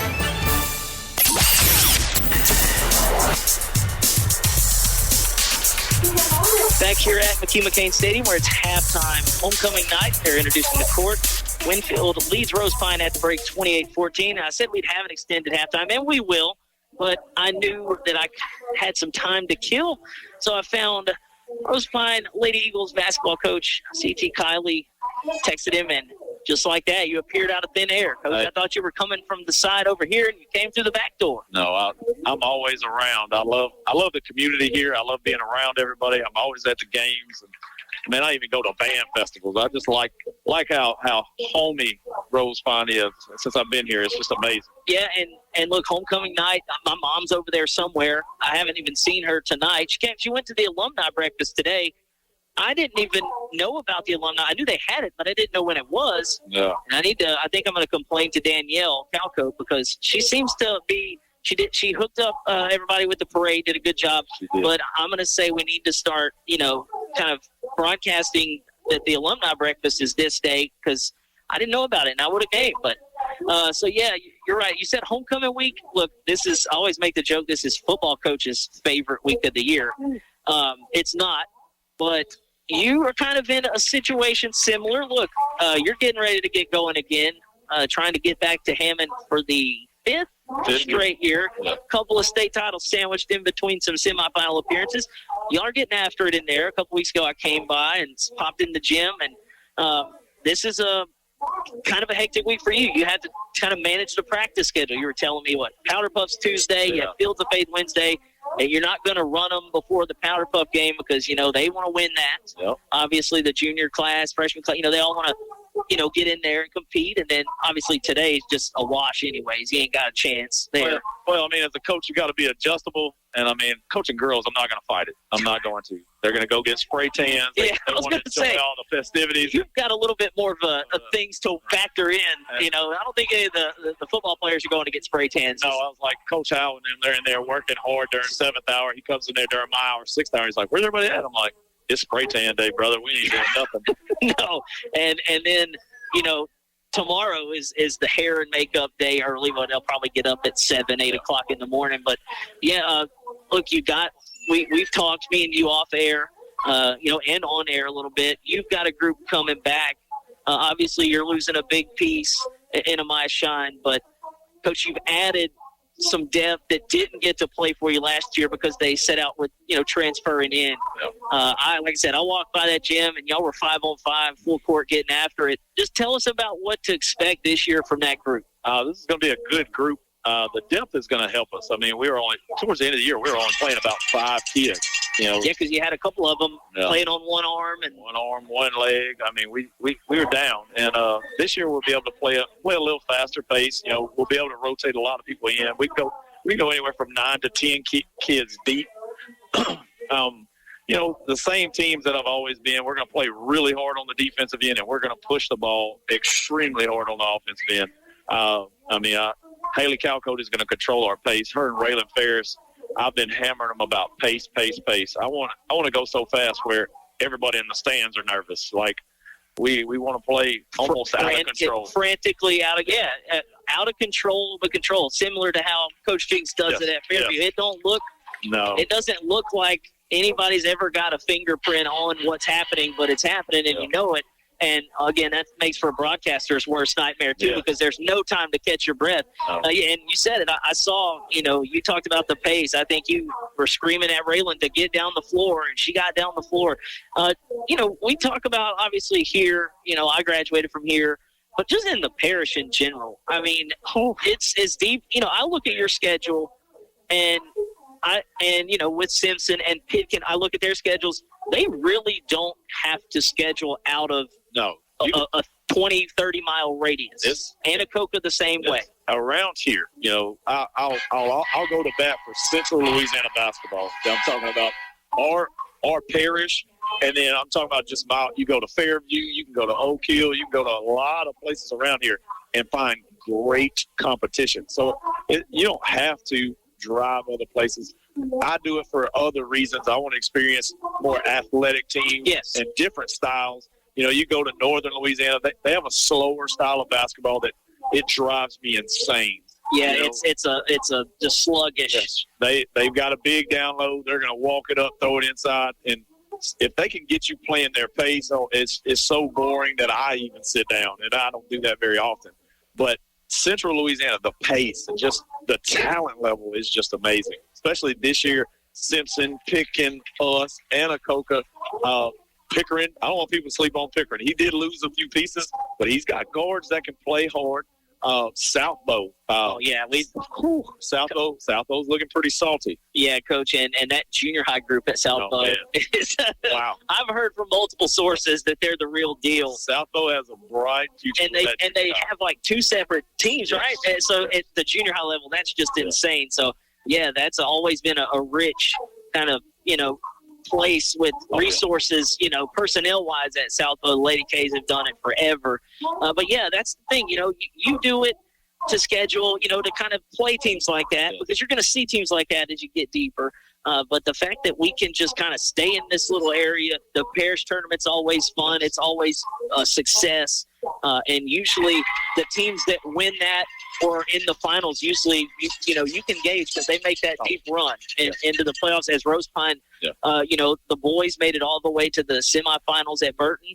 And, Simpson won it, and they won the state championship. Y'all have won it, before that, 3 or 4 or 5 years in a row. Yes, sir. And it's just a testament to how good it is in the area. And that's not, just the girls. The boys have teams that consistently make it from this area as well, especially in those smaller schools. It's Anacoca there all the time, it seems like. And they've got Coach Tinsley back. And I'm sure, I don't know if you've seen, but they're pretty big. They're lengthy out there. So that's going to be a lot of fun. And Coach, we're looking out here. Are they about to crown us a homecoming queen here? I think they are. They just did the Sweetheart. It was Kylie Jett. There we go. That's about to get our homecoming queen. So we'll keep it right here and then take a break. I'll let you get out of here. But, Coach, y'all are getting started when? When's the first official game? First official day is actually Monday. Like, we can lock in. Oh, here we go. Here we go. We'll get that after. Your 2025 Rosepine High School homecoming queen is Did you get that one? It's Brianna Goins. There we go. I got this ear in. So Brianna Goins gets homecoming queen. Congratulations to her as they will give her the crown. Yeah, Coach had the parade earlier this week, and they had a bunch of homecoming queens in that. That was pretty cool. That's, like I said, homecoming here at Rosepine is a whole week. Like I've been another place, and it's just, you have a homecoming prep rally and you have the game.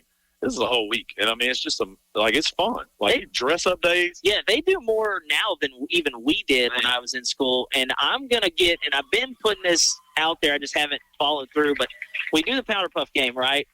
But I played here. I want to have like an alumni flag football tournament. That'd be pretty cool. I've tried to get that in motion. I just haven't fully put the wheels in motion, but I will, because when I get it going, I will spend all year. Yeah. I'll come practice with y'all so I can get in shape because I'm fat and out of shape. But let me tell you, I'll do it, and then I'll come back up here to broadcast. So y'all get started Monday officially, and then when's the first official game? Our first scrimmage officially is the 4th of November. We're going to scrimmage Maryville. Maryville is another team we didn't talk about. Yeah, I mean, she does a great job out there. Stormy does a great job. Andrea. No, Avery. Yeah. I'm sorry. Yeah, look, Avery can flat out. She'll score it as much as Andrea did. You talk about a junior high program. Yes, speaking of. Maryville's junior high program, they're amazing. Like, I sat there and watched them play at the Picken tournament. And I'm sitting there like, this is a high school team on the floor. Well, you say that. Yeah. They had 4 or 5 of those 7th graders playing varsity last year. And that's great for them. I mean, that's going to set them up for a long push with them. Yeah, it's a pretty loaded group. Her kid is one of them. They have length. Yeah, Terrace is very tall. Like, that's the thing. They've got size with their group there. But, Coach, I am excited, and it seems like we just ended it. We were in Hammond, and in Summer League, you go 40 games. And then you're back just ready to rock and roll, and I'm excited again because, I mean, it's always fun watching y'all. And when I can come back home and watch, obviously it's even better. But it's gonna be a lot of fun. This is gonna be a fun group. I mean, we're gonna get up and down the floor. We're gonna play hard, and I mean, we're just gonna play the style of basketball that we've been playing for the last 7 years that I've been here. We're just gonna play hard. It might not always be pretty, but I promise you, we're gonna play with everything we have. And the girls, they're working their tails off. Some of them are in better shape they've ever been in their lives. I mean, we're working hard. And that's always good to hear. And I think my favorite thing about last year, I remember I came to Summer League, and we talked about it. You were like, I'm not really sure what it's going to be like. Because, look, it didn't look pretty. And then watching that team from summer to get through the season, man, they got better and continued to grow. And that's obviously what's going to happen. You're going to have the team take on everything's new. Even though the players are some of the same, you're going to have a new identity and new challenges. And I don't know about you, but I can't wait for it. No, I can't wait. I mean, just the progress. I mean, we only lost one. It was a big one that we lost, and then this year we only have one senior. So I want to keep it going. I just don't want to be. I want to go every year to Hammond. That sounds greedy, but I like going every year. I'll go. It's fun. I mean. Miss Francis at the hotel we stay at, I call her and she knows exactly who I am. She said, Coach is good. I'm like, hopefully I call you every year. But that's right. But I mean, that's how hard we work, and people say, what is your goal? Like when we practice in there, I mean, it's going to sound horrible, but we practice to play against LCA. I mean, that's what the standard is right now. So everybody that we play, yes, you're good, but we're playing LCA every night. That's right. And that was the standard when A-Meet was there. We're going to meet. We got to go get to A-Meet, and we've got to beat A-Meet. And then when you beat them, you got to go beat them again because, they're going to be back. Yep. And like we said, they got there last year. I think if the game against Sacred Heart's maybe 5 minutes longer, it's probably the state final as well. But, well, I mean, Sacred Heart, it was depth, but it was also when we started to apply pressure at the end of the game, we couldn't sustain that the whole game. So we kind of have to pick and choose. Yep. With the depth we have, I don't have to pick and choose. If I had to, I could go 12 deep and just go at you. It's not going to be the prettiest, but, I mean, it is what it is. And we'll be able to have that second little burst. So I'm really excited. Yep, Coach, always good talking to you. Yes, sir, brother. Can't wait. Again, our road to the championships will be starting sooner rather than later. Again, halftime here at Rosepine. We will take a break and come back with some stats and second half kickoff. Coach Kiley, thanks for joining me. And anytime, brother, you know it. All right, we'll take another break and come back. It's the high school football game of the week on today's Country 105.7.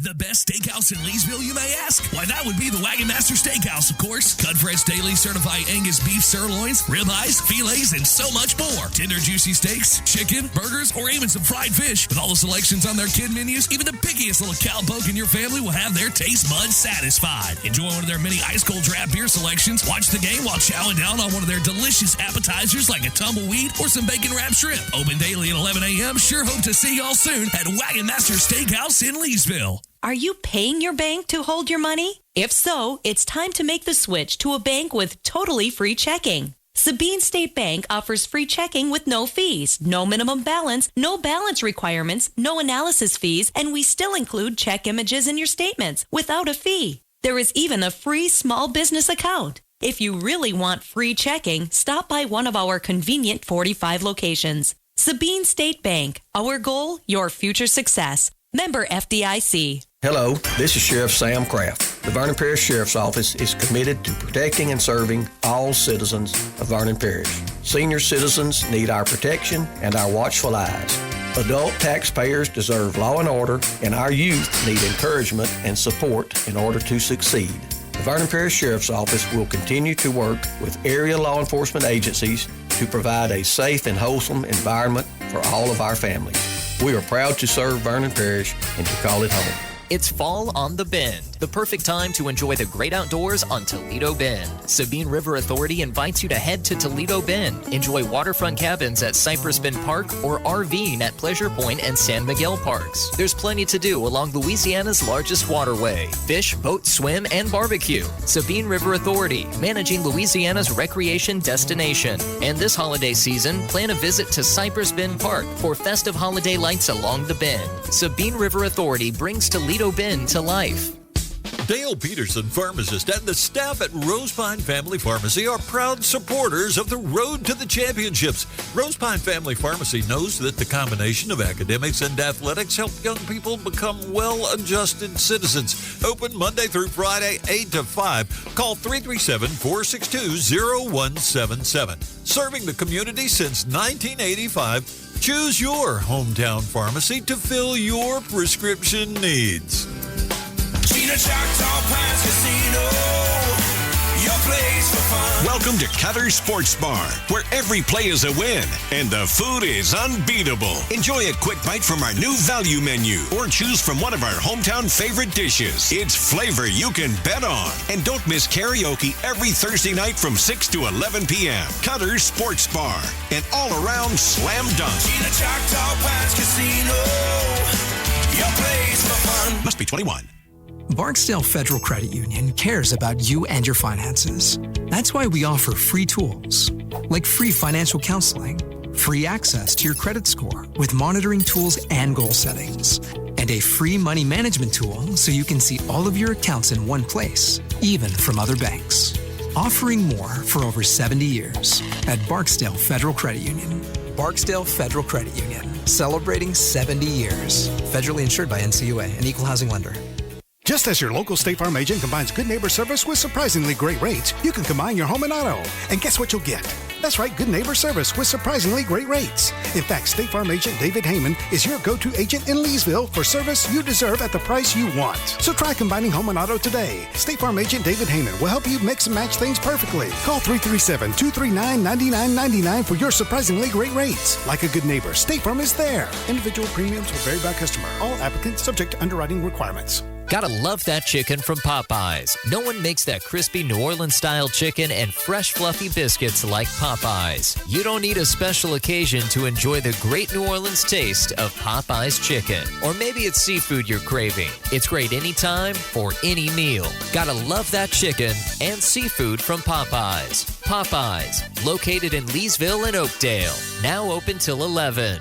Some call it over-planning. At Shawson Gas, we call it foresight. Be prepared for the next power outage with a Generac home standby generator. After sensing a power outage, a Generac generator automatically restores your home's power, whether you're home or away. Generac, it's not just a generator, it's a power move. Be prepared this hurricane season and call Shawson Gas at 337-239-2719 to get in line for your new Generac home standby generator. Financing available. Shawson Gas, located at 1107 South 5th Street in Leesville. Leesville. Ask about their monitoring services for generators and propane tanks.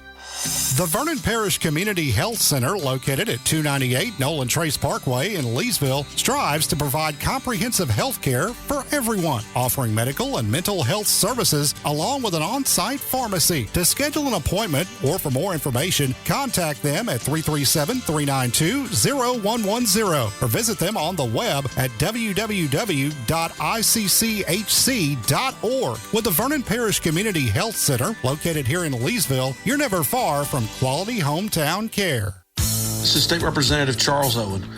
I'd like to wish the players, coaches, and managers of the Rosepine Eagles every success in the 2025 football season. I know you've worked hard in the offseason, and your hard work and dedication are about to pay off for you in this new year. Your effort will make your community, your family, and your classmates at Rosepine High proud, and you will earn the success you find on the playing field. Thank you for your efforts, and go Eagles. S. Keel Leesville Flooring is a proud supporter of the Rosepine High School Eagles athletic and academic programs and salutes all their achievements. S. Keel Leesville Flooring knows that a healthy combination of academics and athletics helps our young people become productive citizens. Visit their showroom at 248 Alexandria Highway in Leesville or call them at 238-2888. From carpet to tile, you can have your home looking great in no time. That's S. Keel Leesville Flooring, making your house a home, one floor at a time. Weaver Motors, Chrysler, Dodge, Jeep, and Ram dealership, 603 South Margaret Avenue in Kirbyville, Texas, is the dealership for you. If you're in the market for a new or pre-owned vehicle, they're only a short, scenic drive across the Sabine River from west central Louisiana. A great sales team working to provide you a great price followed by great service. That's Weaver Motors, Kirbyville, serving the area since 1974. Call them at 409-423-4623. That's 409-423-4623. Worth the drive.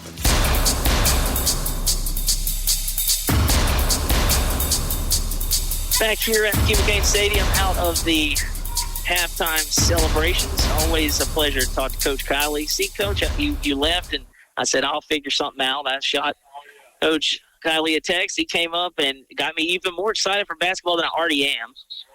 So we get ready to start Coach, I didn't even have your mic on. That's all right. I've been talking to you, and you're talking back, but I couldn't hear anything. So, look, Rosepine's going to kick the football off here to start the second half. They trail by 2 touchdowns. It's 28-14. Look, I think we mentioned it ad nauseum in the first half. You got to quit. You got to stop. Eliminate the big play. If you eliminate the big play, you've got a chance in this game. And by cutting them off, trying, let them get on the outside, we've been pretty successful. Yeah, and when they've had to cut it back up against the grain, they've been able to tackle well. It's just when those guys get out in space, they have caused some issues. So Rosepine will be kicking off, going from left to right on your radio dial, kicking towards the gym, if you know what that is, if you're familiar with the area. Nice catch there by St. Cyr over his shoulder there. Looked like Willie Mays at the World Series. And he'll be dropped. That's his least elusive return of the night. Wasn't able to break a single tackle there, but he gets to the 30-yard line, and that is where Winnfield will start. Again, with that offense that hit on quite a few big plays. Again, touchdowns of 66 yards, 59, 74. So, and then they had another one that was about 15. And it didn't take them very long either. No, the one was 14 seconds, and the other was about under a minute, about 50. So, right. Yeah, if you're Rosepine, if you can get a tackle, you can really make them play a third down. They've gotten to third downs a couple of times and been unsuccessful. Look like a couple of guys moving in motion there. They're going to pitch this one, however, to Richard Williams, and he's going to get the edge, get the first down, but we stopped shy of midfield. Again, coaches look like they had a couple of guys moving at the same time, but they don't call it. So first down. Oh, actually, Coach, did I see the flag thrown there? Did they back him up or no? They gave him the first down. Okay, yeah. I saw him do the thumbs back motion there. I wasn't sure what he was doing. So 1st and 10, ball at the Winnfield 43. They pick up a nice chunk there to Richard Williams. They'll motion this time, and they're going to give it to Tavius. He stiff arms a couple of guys still on his feet. He's broke 5 tackles, and he'll be tackled inside Rosepine territory to the 41. They had it dead to right, said about the 40 for a loss, but He evades a couple of defenders. Again, just showing the ability to make some guys miss. Yeah, it was a great stiff arm. He was probably one missed tackle away from scoring that one too, Coach. And instead, it'll be another first down in the Eagle territory at the 41. Opening drive of the second half. Winnfield leads Rosepine 28-14 here in week 6. I cannot believe we are already past the halfway point of the regular season. I know. Just like I said, that's why I got Coach Kiley up here, because we are very close to basketball. They'll hand this one off to the up man. That's Leo Bryan. He scored. He's had about 3 or 4 carries tonight. Yeah. That time he doesn't break it for a big gain. But it's still about 5 nonetheless. 5 yards. Tackled by Priest. Ball at the 36 of Rosepine. So this is a little bit of a longer drive, still only about a minute and 15 seconds into the second half. But I think the key is getting Winnfield into a third down if you're Rosepine. Maybe try to get a penalty here, get a break or something. They are moving right along. Makosha runs a little counter reverse. That's Richard Williams this time, and he will be tackled, and it'll be about a 3rd and 2. Playbook wide open here for Winnfield. Yeah, we stayed at home that time. And that's how you're kind of supposed to defend those counter reverses, Dave. Right. You know, you're cool with giving up about 2 or 3 or 4. Yeah. You don't want to give up 8, 9, 15 because they will just gash you to death. And they'll have about a 3rd and 3. So we'll see what's in store here for the offense. Saints here, the lone receiver split way out to the near side here. Makosha hands it off to Williams. That's Datavius, and he has the first down up near the 20. And just a little quick hitter up the middle there.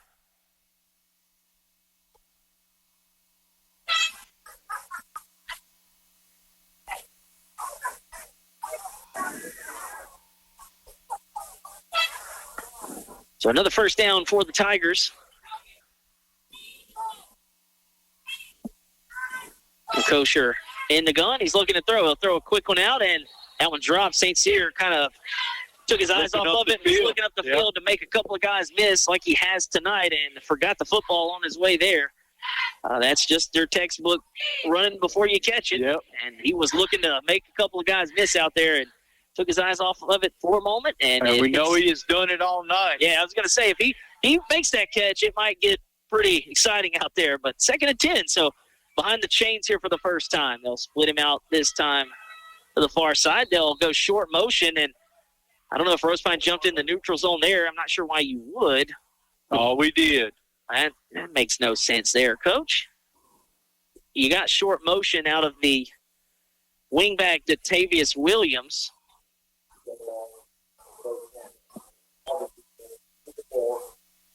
And I know Williams has just terrorized this defense, but he was just running some motion there. He wasn't in a position to get the football quite yet. Instead of 2nd and 10, it's 2nd and 5. In homecoming night here, we've got all kind of people that I haven't seen in a while checking in. They'll hand this one off. This time coming near side, trying to get to the edge. He's got it as Williams. He stays in bounds inside the 5. They'll throw him out of bounds inside the 5. That's Richard Williams this time coming our way. And it'll be a 1st and goal here for the Tigers, and a good opening drive out of the locker room, still picking up right where they left off on the perimeter. So they'll set it right at the 5. 1st and goal from the 5-yard line. Kosher in the gun with Datavius to his left. Richard split out wide to the far side. They'll hand it off up the middle, and Datavius is into the end zone for the touchdown. Coach, that was a pretty impressive opening drive out of the locker room for the Tigers. And that touchdown makes it 34-14 with the point after try pending.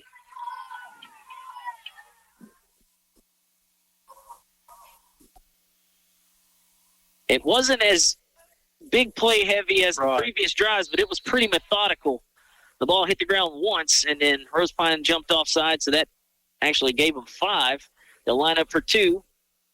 Datavius in the backfield to the right. They'll pitch it up to Richard, and on the jet sweep, he'll be thrown for a loss. So Rosepine keeps him out on the 2-point try. Nice play by Barrett Cootie there. He wasn't having any of that one, Coach, but with 9:23 to play in the third quarter, Winnfield leads 34-14. Eagles getting it right after this. You're listening to the high school football game of the week on today's Country 105.7. Hello, I'm Jacob McKee, owner of McKee Agency, and we're here to kick off the football season with peace of mind. At McKee Agency, we know the game isn't just about touchdowns. It's about protecting your team, too. Whether it's home, auto, or life insurance, we've got the coverage you need to stay ahead of the game. Our expert agents are here to help you tackle any challenge so you can focus on cheering for your favorite team. Score big with McKee Agency, your choice for insurance. Call us today and get a free quote, 337-238-2832. Because every play counts, and so does every policy. McKee Agency, where protection is our game plan.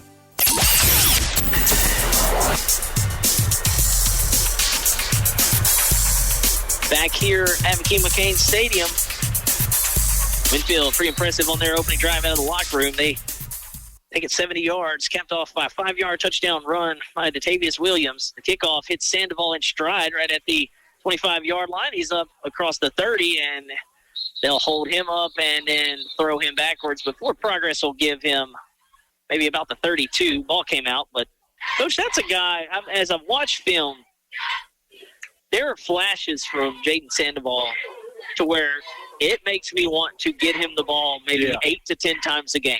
Well, you remember last year when they ran a couple of reverses with him, they was very, very successful. And this year they don't even have him on the offensive side of the ball. Very rarely he'll spell a guy out. But Coach, I just go back to last week on a kickoff return. He's bottled up on the near side of the field. He bounces out of that pile, and he's able to get the perimeter and take it 50 yards. Yeah. Now, he didn't score, but he got Rosepine deep into Lake Arthur territory. Slay's going to throw this one out to Norris on the far side. He makes a man miss, got the first down, and nice pick up there for Jacob Norris. He's had a couple of good catches, nearly had him a touchdown in the first half, but that time he made a guy miss on the initial point of contact there, and he'll pick up about 12, 13 yards in the ball at the 44-yard line of Rosepine. But, yeah, Coach, you look at guys like that, and they're dynamic. You got to try to scheme up some plays to get those guys the ball. Well, especially when, Janice is hurt, you need to give Barrett a breather. Yeah, and same with Brenham. Put the ball in there. And trips to the near side now. Slay's going to have it on the read option. That time he goes a little too high for Norris on the far side. Again, pulled it on the read option. Coach, I'm not sure what he had cooking over there on the far side, but if that end was getting up the field, he might have had a chance to get out the backside there. Yeah. So 2nd and 10. Eagles opening drive of the second half here. 8:42 to play in the third.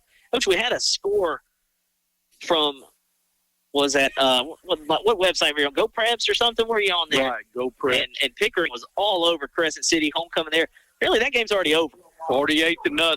That's the score on the website there. Cootie's got it coming near sideline. He's up across midfield. He's into Winnfield territory at the 30. There's a flag way back at the 35. I don't see a black jersey. I was going to say, are they going to get Chaney? Chaney's looking around like... Coach, the frustrating thing about Cootie's run getting negated here is he was ahead of everybody on the field. Yes. Like, we didn't need to hold there. And unfortunately, Barrett's going to have to come off to get a breather, but they'll mark 10 yards from the spot. But, yeah, a big play that would have put Rosepine into about the 30-yard line of Winnfield is going to push him back. And Chaney's asking what he did wrong. Yeah, that was a 35-yard gain. Yeah, that was – look, ball was at the 44. And they're going to get Chaney. He's still confused. But, again, there's no reason to kind of hold there anyways or make contact because Barrett was in the clear with white jerseys. Yeah. All around him. It'll make it 2nd and 1. Yeah, so it's a second and manageable, but it does wipe out the 35-yard play.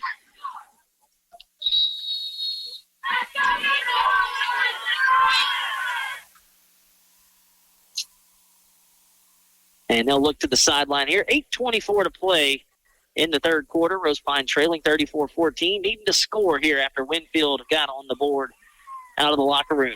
Slade Gardner hands this one off. That's Priest. He's making a couple of guys miss and trying to lower his shoulder. He's got the first down. So that'll move the chains. He gets about a yard more than he needed. They'll put it at the 45 of Winnfield.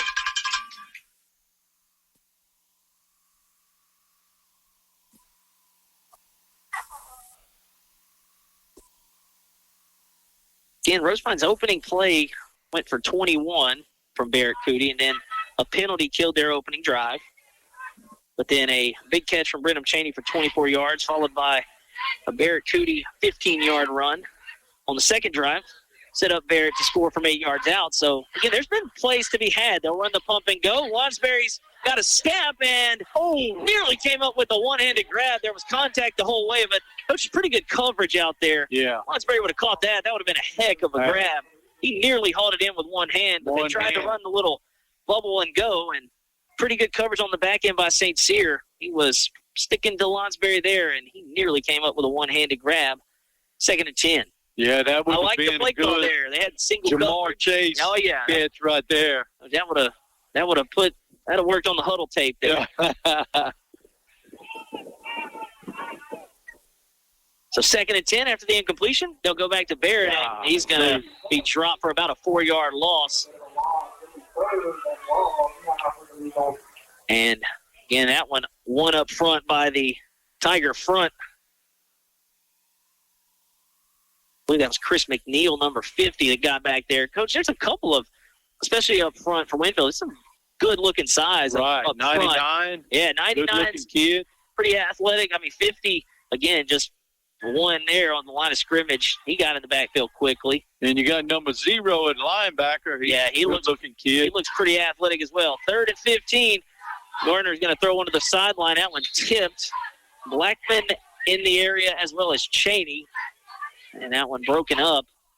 And that'll bring up 4th down. So, again, another promising drive.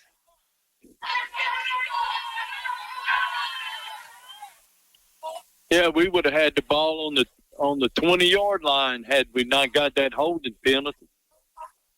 Yeah, that negated a 35-yard run, and now the punting unit comes on with 6:59 to play here in the third. Cheney's done a pretty good job so far tonight, and he'll get this one off with no problem. And, again, takes a great bounce. That one still rolling inside. Right at 10, it's going to settle. So, Brenham Cheney flips the field with 6:48 to play. Oh, he gets good rolls on his punt. Yeah, he's got it. It isn't an end over end. It's kind of a dead end spiral, and it just once it hits, it takes off and it rolls a good ways. Yeah, it sure does. They paid for not fielding that one. So, again, Coach, this is always the start, and no Thursday night games in the area for us this week, thankfully. But it does kick off another good weekend of football, especially starting tomorrow. There are some very good games. Right. I'm out here speaking of sports, I'm getting price increase for ESPN. That ain't what you want to see. No. I want to pay more. And on first down carry is going to be a minimal gain, maybe about a yard there. So good job there by the front 4 of Rosepine. They get the stop, trying to get us a score update from DeRitter. Wow, Coach, scoreless at the half. Really? Yes, sir. Wow. And that game, again, can be on our sister station, 95.7 KROK, home of the station that believes in dragons. Jennings and LCCP is 20-19. And Jennings beat DeRitter last week. Yeah. And they'll throw this one out on the far side to St. Cyr. He is into the clear. He's at the 50. And it's a foot race to the end zone. And Cheney is not going to catch him. Touchdown, Tigers, and that another big play. Coach, I think that one was about 85 yards. 85 yards. I was trying to do the math in my head. On a little swing pass. But a swing pass turns into a touchdown. Yeah, Coach, again, they're catching that ball lateral to the line of scrimmage, and that's just the ability that St. Cyr showed right there. He took off, and, again, Cheney got a pretty good angle on him and unable to catch Craig St. Cyr into the end zone. Go the Tigers. And the ability to hit the big play has proven bountiful tonight. They'll go for 2. Oh, yeah. Yeah, like we said earlier, it don't take them very long to score. And it didn't there as Datavius Williams gets in for the 2-point try. 5:57 to play in the third. It's all Winnfield, 42-14. You're listening to the high school football game of the week on today's Country 105.7. Are you looking for the perfect mix for seafood, burgers, and everything in between? Look no further than the Catfish Hut in DeRidder. Open Tuesday through Saturday, serving up freshly cooked fish, shrimp, and oysters that will make your mouth water. You can dive into the fresh salad bar that is prepared daily, or you can check out some of their daily lunch specials every weekday. Planning a celebration? Catfish Hut has a large party room that is perfect for birthdays, reunions, meetings, and so much more. Swing by and grab a bite to eat any Tuesday through Saturday. That's Catfish Hut in DeRidder, where great food and good times await.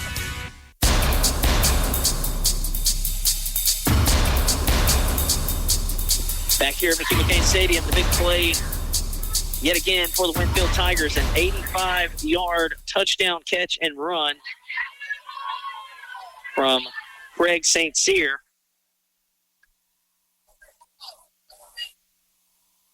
And he, again, the latest to join the big play parade. Batavius Williams with the 2-point try. 42-14. Kickoff end over end, and that one going to be fielded by Cheney, and he's at 25, 30. And he gets hit pretty solid after he crosses the 30-yard line. But you said you had some score updates. South Oak Kinder, 26-14. Yellow Jackets coming in 5-0. Which they get past that one. Looking at their schedule, they've got a game against Menard, and then that probably is the only game standing in their way of going 10-0. Right. And it's all about playoff positioning. Again, last year hosted the quarterfinals, playing Union Parish, who is all too familiar with trips to the Dome. Highway 20, Leesville 7. That's actually an impressive effort there by Leesville. And first down here at the 36-yard line for Rosepine. Hand it off to Barracuda. He picks up a few. Yeah, Coach, Leesville last week just being there, and they were up 28-7 at half. Should have been 35-7 at half. They had one of their receivers who could not be guarded in the first half. He got knocked out of the game on a cheap shot down the sideline, going in for his fourth touchdown. Yeah. And they really didn't recover from that one. Losing that game 42-35, being 1-4. Right. Got an Iowa team coming in that's, got on fire. State championship aspirations, hanging in there at 20-7. Again, you can hear that one on 93.5. Gardner going to throw it out to Lonsberry, evades a tackle and falls to the 40-yard line. Again, was able to hang on there. Looked like maybe the defender could have poked it away, but he hangs on and makes the catch. He gets to the 40-yard line. It'll be third and a long 6. And that Dragons Eunice game, 3-0 now, Sean. 3-0. All right. Still the second quarter. Oh, so they're not – okay, because I've got a scoreless at the half for Marty. Oh, okay. He's there, so they're probably into the third quarter. Unless Marty's just asleep and he ain't watching no more. He might have 0-0. Might have put him to sleep. Yeah. He'll hand it to Barracuda. He's looking to get the edge on the far sideline. He'll lower his shoulder. He'll pick up about half of the necessary yardage he needed. And they will indeed go for it here, I would think. We got an update from Seattle. Let's see. Game 5 out there. Tigers Mariners 2-1 in the top of the 6th inning. Who's winning, Sean? Detroit Tigers. Okay.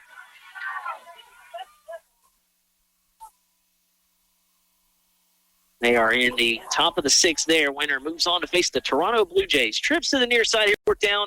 But it's a long 3. Rosepine's going to call a timeout. Think about it.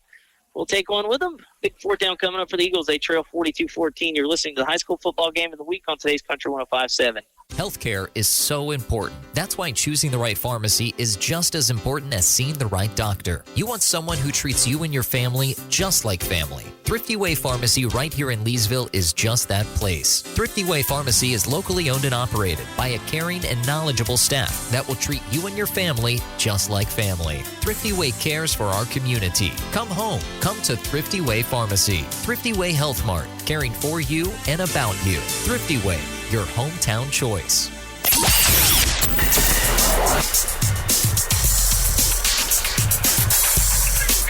Back here at McKay Stadium out of the timeout. 3:44 remaining here in the third quarter. It's all Tigers, 42-14. Rosepine actually jumped out in front early. struck first 7-0. And then it has been Winnfield leading the rest of the way. Got out to a 28-7 lead, and then Rosepine scored right before the half. Fourth down, they'll get it out to Cheney. He's at the 45. He's got the first down by about 2 yards. And Rosepine will extend the drive. Nice job there on fourth down. Slade Gardner to Brenham Cheney will move the sticks. A yard shy of the 50.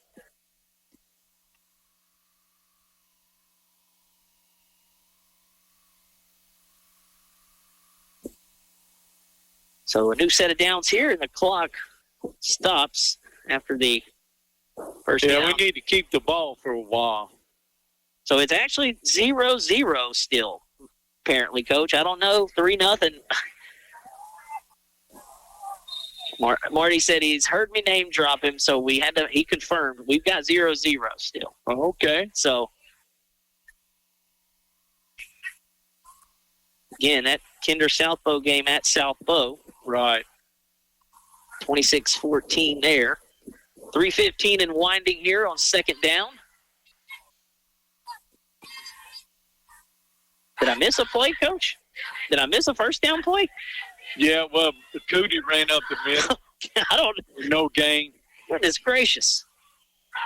They'll swing it out to Cheney on the far side. He's got some room. He'll get the edge and just shy of the first down marker. We'll see if they give it to him. They I should think give they're it to him. maybe a yard short, but it'll be close. That'll bring up a third down. I had no idea I missed the play. They went tempo on me there. That should be first down. I guess not. Yeah, we've got a Game 5 in the ALDS and a Game 5 tomorrow in Milwaukee after the Cubs win both of those games. It looks like we will have a timeout here before this third and very short. We'll take it with them. Winnfield 42, Rosepine 14, high school football game of the week on today's Country 105.7.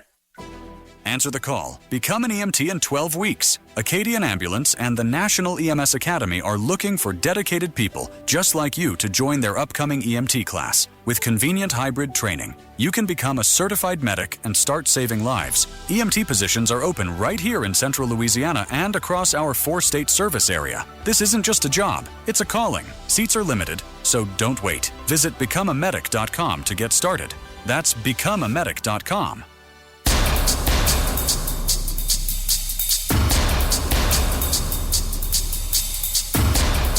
Here out of the timeout, it'll be a third and super short. We actually think had a measurement out there, so still an index card length short. Right.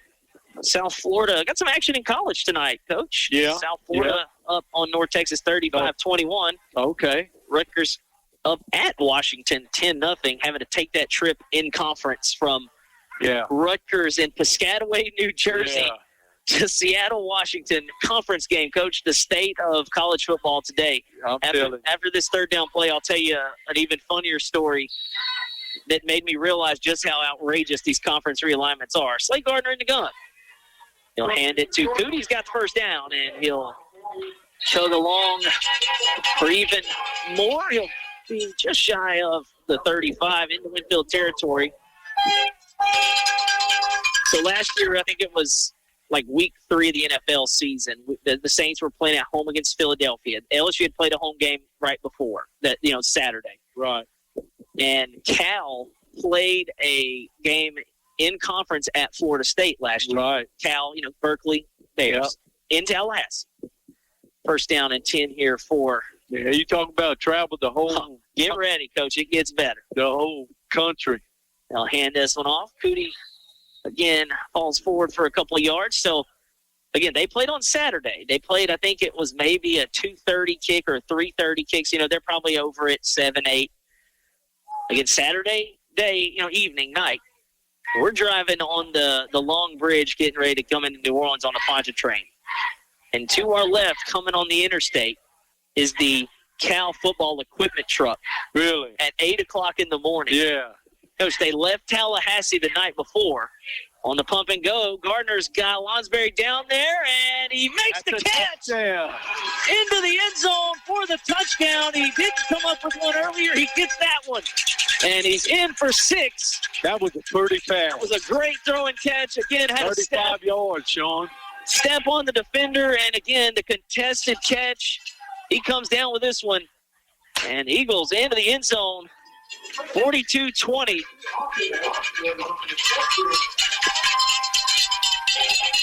That was a beautiful pass. Yeah, that one will be on the huddle film as, again, Slay Gardner put that one up there perfectly. Again, he had a step on the defender. Yes. They've been able to hit that a couple of times, come up short as the extra point attempt is good. So, 35-yard touchdown catch. Austin Lonsberry from Slay Gardner. It's 42-21. You're listening to the high school football game of the week on today's Country 105.7.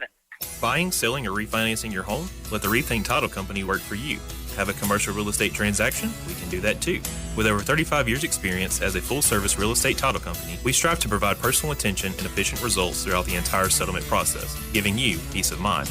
Give us a call at 337-404-4060 or stop by our office at 116 East Lula Street in Leesville. The team at Rethink Title are proud supporters of our area students and athletes and wish the best of luck on their future endeavors.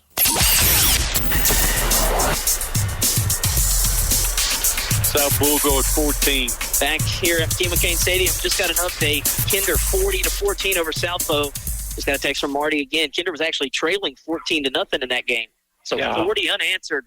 Jackets woke up. Coach, they probably had flashbacks of what happened last year, and Coach Justin Reed said, no, we're not going to let that happen again. But a heck of a play out of that change of possession. Austin Lonsberry from Slay Gardner, good for 35 yards and a touchdown again. The throw was perfect. The catch even more perfect.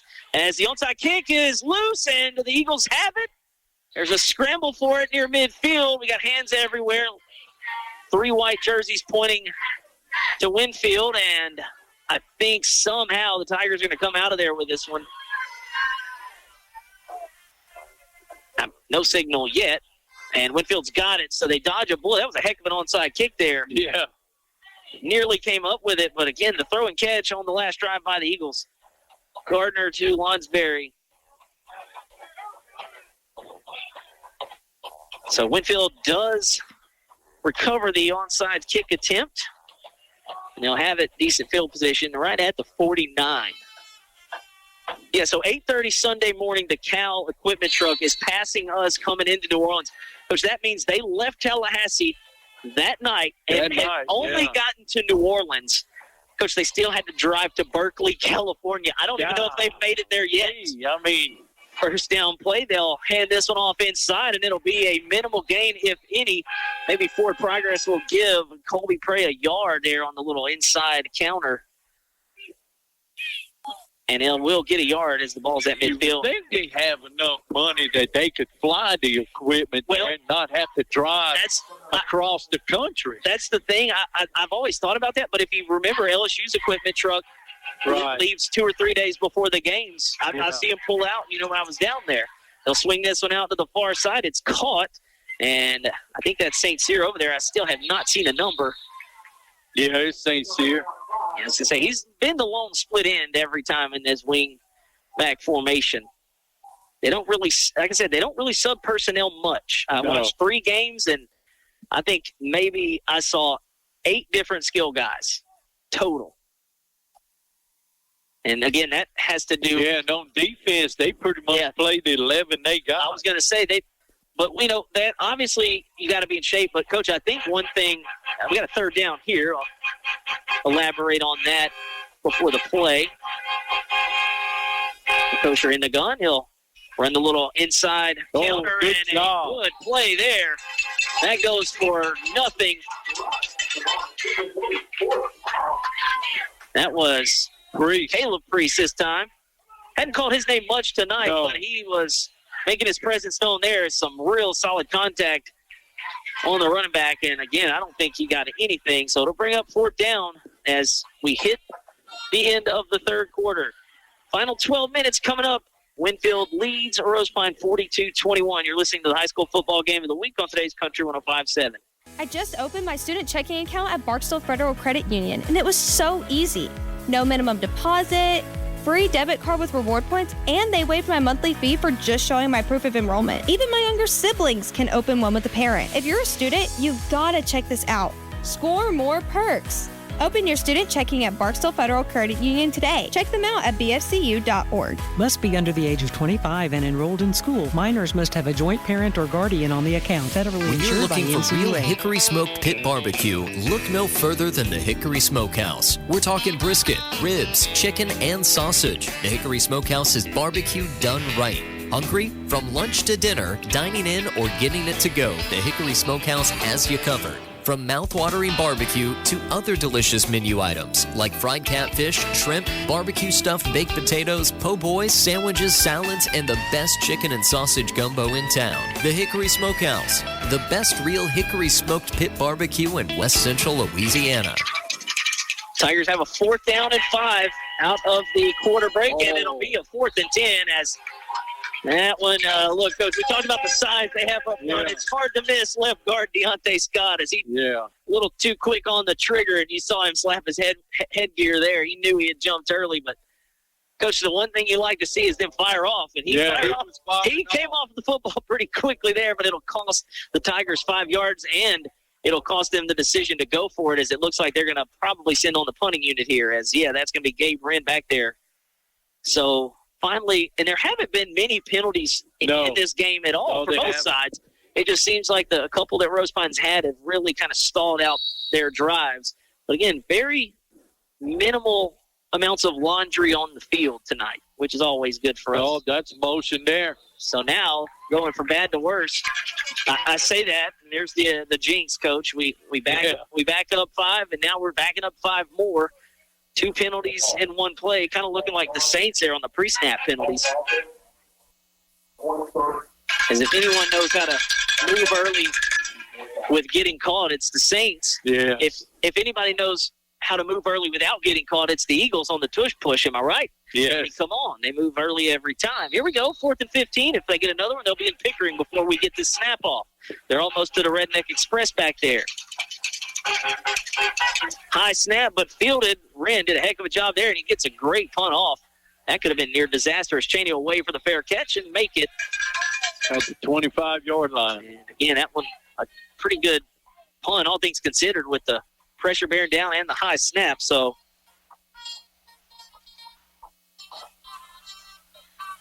what was the score, Sean, last night, Eagles? Oh, it was double digits. They hammered them. The Giants hammered them. And really? Yeah, you didn't see the score? No, Coach, it was, hold on, I'll tell you, 34-17. So you know what that means, Coach. And the Giants won. They won. Coach, you know what that means? After the Saints beat the Giants. So what does that tell you, Coach? What does that tell you? That tells you that the Saints are elite. Barracuda looking for some running room. He'll shake out of a tackle, but not the second, as good pursuit there by the Winnfield defense. That's Dylan Turner, number 7, that wraps Barrett up. It'll be a loss of about close to 10 there as he was trying to reverse field. Yeah, Coach, we talked about this on the Gridiron Gumbo show last week, which you can hear every Tuesday from 6 to 7. I'm not really sure who's good in the NFL. Because 1 week the Packers looked like they were going to win the Super Bowl as they just absolutely annihilate the Lions, and then they go and blow a 10-point lead to the Browns with 3 minutes left. Yes. Then you had Philly go 4-0, and I'll tell you a little funny stat there is now they're looking to throw here. It'll be Jacob Norris catching it in traffic, and he'll get back to the original line and some. So he picked the loss of yards on the previous play. Jacob's had a couple of good grabs tonight. Yeah, he has. And again, with all the personnel that's gone down injured, you got to have some other guys step up. And he's made some plays. Lonsberry's made some plays. Cheney's made some plays. Like Barrett's ran the football well. Offensively, you've had some really. I mean, Coach, going into this game, you scored 28 points total. Yeah. You've been shut out in 2 of your 5, and tonight you got 21 with 10 minutes to go to maybe punch another one in here. Twins to the near side. They're looking that way. They'll run the little combo route. They'll put one up for grabs for Cheney. He's got a step in. Coach, if it's not for St. Cyr breaking that up, Cheney's in the end zone. What a heck of a play off the fingertips by Craig St. Cyr. Again, almost That's been the theme tonight. Rosepine could have about 35, right, if not for a couple of last-second breakups on the ball. And they were about to hit another big play there. They'll surely go for it here with the game at 42-21. But if you don't get it, all hopes of a comeback are probably out of reach because you'll give it right back to Winnfield deep in your own territory. Here we go. They're looking left now, back over our way. Cheney's got a step, and he makes the catch over the shoulder for the first down into Winnfield territory. Coach, seemed like that football hung up there for an eternity, but Cheney runs under it, makes the catch right into the pocket of defenders. A big gain to the 35. 37 yards, Sean. Great job. Hey, you can tell right now Slade's got all kind of confidence in himself after throwing that touchdown pass to Long. Yeah, Coach, and I want to elaborate on that because I've watched the tape, and I'll tell you after this first down play, they'll go quickly. They'll throw the little RPO to Norris. He hangs on after he takes the shot, flips the ball, and gives the first down signal. Yeah, Coach, I want to elaborate on that because I was here week 1 and week 2.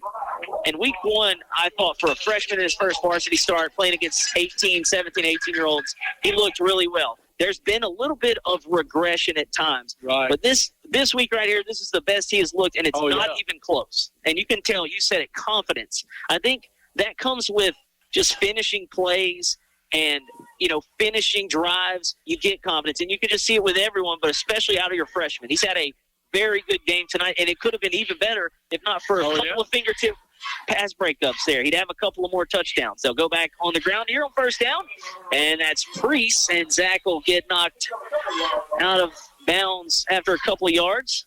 9.5 minutes of play, but yeah, you said it, Coach. After that touchdown, he's letting it go quickly, and look, we got to say, the offensive line's held up pretty well tonight as well. Oh, yeah. They're not getting back there on him. Last week, there was a ton of pressure from Lake Arthur. You can watch the tape, and as soon as the play started, there were some guys back there, but they've really improved this week, and you can tell as, again, you've got over half of your total. Sean, I talked to a couple of coaches after last week, and it was like the boys got off the bus, and there was no fire. There was nothing, and it showed on the field. Yeah, Coach, that game was over in the first quarter. Oh, yeah, after you watched the game on Huddle, you could tell. Yeah, I started hitting the next button after the first quarter a lot. There was, again, it got out of hand quickly, but, this one obviously is a 21-point game, but offensively they have moved the football with the exception of a couple of drives. They've been able to do whatever they want. Yeah, we mentioned that earlier that Winnfield has scored a lot of points. This time Slade's going to have to make something happen out here on the perimeter. He gets out of a couple of tackles, and he'll be up near the first down marker. He might have it, but, Coach, he was out there looking like Jay Daniels for a second. Yeah. And they do give him the first down. So, yeah, I think the stats last week were -8 yards passing. They got more than -8 this week. That is for certain. And again, we had a total of 85 yards total offense. Yeah, that's obviously never going to let you get into any kind of rhythm. No. You picked up 85 yards basically on the first 2 drives of the game, it felt like. So after the first down, Slade going to the air. This one kind of had Cheney turned around there. He was running down the flats. That one thrown a little bit behind him, more up the line of scrimmage. Yeah, he was wide open. He was. He would have been running because he had Norris out there for a block. But, yeah, Coach, back to that 18-wheeler story. I mean, I just think about maybe I don't think the Cal equipment truck's even gotten back yet. That's last year. So I don't know. You think about stuff like that and how they might have stopped in Louisiana and ate some good food, and that was it. They might have stopped. Yeah, they might have stopped somewhere on 190 and never got back. They'll go to the air again, and that one's going to one-hop to Blackman. And for the first time tonight, actually some pressure gets back there on Slay. Kind of had to get rid of that one quickly and skip past there to Riker. So now that'll bring up 3rd down and 10 with 7:49 to play. Yeah, that was the moment for me when I went, yep, this is college football today, because that trip had to be brutal for the equipment trucks. And, again, it'll be a great day of college football tomorrow. We'll go through the schedule with you. 3rd down and 10. He'll swing it out to Cheney. He's got some blockers. He's got Riker and Jacob out there. And they did a pretty good job of pursuing the football there, as Cheney does pick up about half of it. So Yeah, that Alabama-Missouri, that's the game. That is the game I am most excited about. I've watched Missouri the last few years under Eli Drinkwitz. They're not on at 6 a lot. They're on at 11 and 2:30. Yeah. But they've had some really good players come through the program in the last few years, and they're hard to beat up in Missouri. They are. The only thing I'm upset about is they don't get a night game. So 4th down and 5, they'll throw again, and that one's caught into the end zone for a touchdown, and it's Lonsberry for the second time. So if you've got Lonsberry on your fantasy team, you started to rack up the points here in the 4th quarter as he gets in for the second time tonight, and it's 42-27 with 7:09 to play. Coach, this game is not over. No, it's not. And we've scored 28 points, and that's we have matched what we have scored matched the whole year. Season total tonight. And before the extra point, we've got some whistles and early movement. But, 28 points coming into tonight, 28 points tonight. So that 5.6 points per game average is going to climb a little bit. That's right. So that'll be a false start. I'd try to honestly, I would try to kick this again just to see what we have. Just to see if you got the leg, because you may need to try this operation down the road. I wouldn't, and they're going to try. I like this. I like this call. It's just 5 yards. That's what I'm saying. He's been kicking them through it.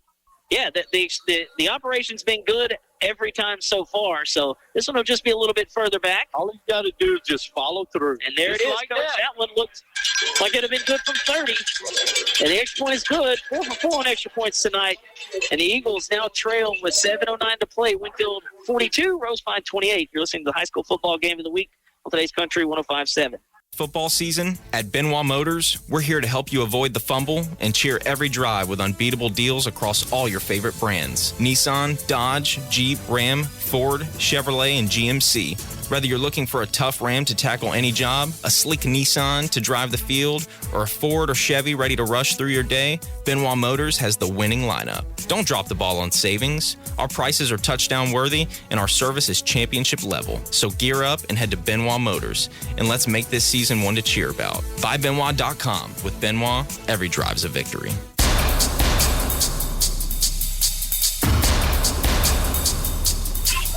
Back here at McKee McCain Stadium where the Eagles trail by 14 with 7:09 to play. Coach, they could use one of those onside kicks here. Oh, that would be nice. The big play in that one, a 4th and 9, 37-yard completion to Brenham Cheney. And then the touchdown by Austin Lonsberry, his second in the last 2 drives. So he's heating up. Slade Gardner with his first multi-touchdown game. This one, a tricky kind of onside kick, but never got to the ground, and that was a great catch up there by Jacob Crosler. Another good-looking kid is Crosler. He's probably the biggest, most physically imposing kicker I've ever seen. I'll tell you, he's bigger than Blake Groupie for sure. We haven't gotten to see him kick for extra points, but he's kicked off tonight. But that onside kick unsuccessful, and Winnfield will start with a short field. They started from their own 49 last time. They'll do so here. Last time they were forced to punt. Rosepine could use a break here. A turnover, fumbled snap. Just don't let number 4 get on the outside. And right here he is off tackle, and he'll pick up. Well, Coach, they got the chains wrong, first of all. Yeah. I looked up, and I was like, I think he's got the first down. But the chains were set up going from right to left. So they were at the 49 going to the 39. And I think he's a yard. 6 yards. Yeah, he's going to be about 4 yards short. So we've got that, but the chains were definitely set up going the other way. Definitely. Hey, it happens. Happens to the best of us. 6:50 and counting here in this one. Again, Winnfield trying to snap a 4-game losing streak. Rosepine trying to get win number 1. But again, the effort and the offense has been there tonight, which has not been the story so far. But tonight they have, again, matched their point total from the season. 2nd and 5. They'll hand this one off this time. Coming our way. And again, a minimal gain will set up 3rd down. Octavius Williams, probably his shortest gain of the night there, Coach. A yard.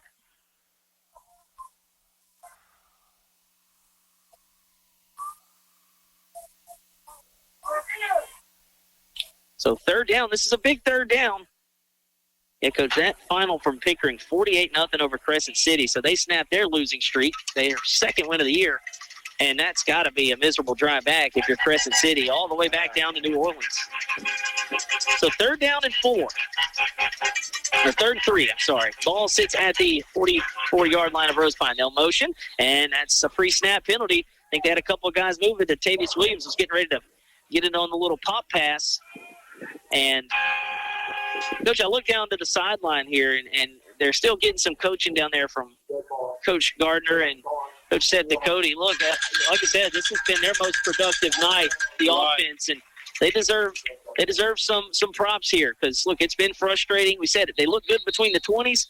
They just can't execute, but they've executed a few times tonight, and who knows if they could have hit a couple more, could be tied up. So 5:49 to play, timeout on the field. We'll take it with them. Winnfield leads. Third down coming up. You're listening to the high school football game of the week on today's Country 105.7. Sports is all about team building. Winning's the goal, but the real learning experience is becoming a team member. And each young athlete is part of the team. From front desk reception to hygienist and orthodontist to family practice dentistry, their team salutes our young athletes on their teams. All sports, all teams, go team. West Louisiana Dental, 103 Bellevue in Leesville.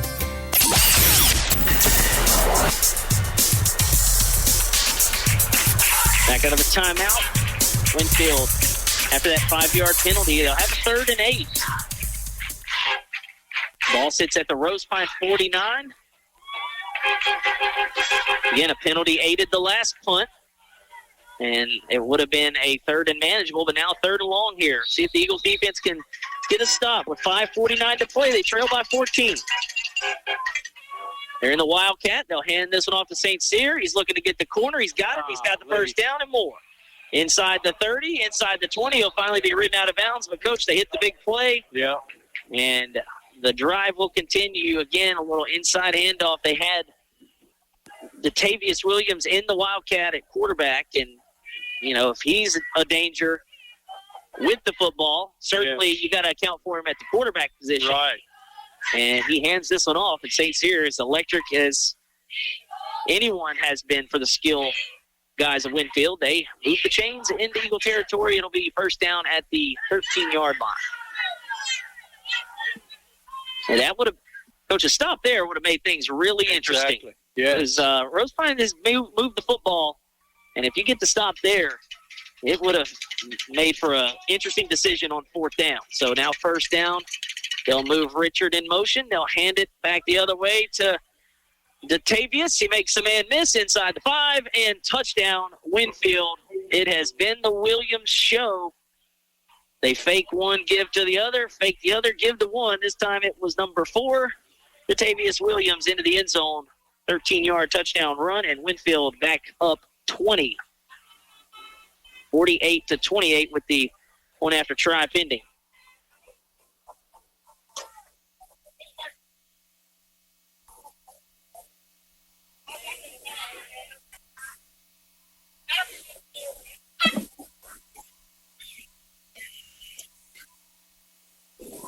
And I think they're going to try an extra point, Coach.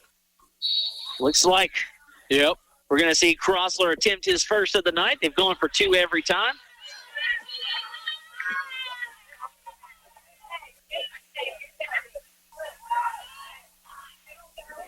Snap down, hold is good, and the kick is through. With 5:24 to play, Winnfield adds on to their total 49-28. Eagles getting it after this. You're listening to the high school football game of the week on today's Country 105.7. This is District 30 State Senator Mike Reese, and I'd like to wish our area teams the best of luck as they strive to bring home a state championship. I would like to congratulate all of our student athletes for their excellence on the field, on the court, and in the classroom. I'm a proud supporter of all of our area teams, bands, cheerleaders, and dance lines. Best of luck to all of our area teams from your District 30 State Senator Mike Reese.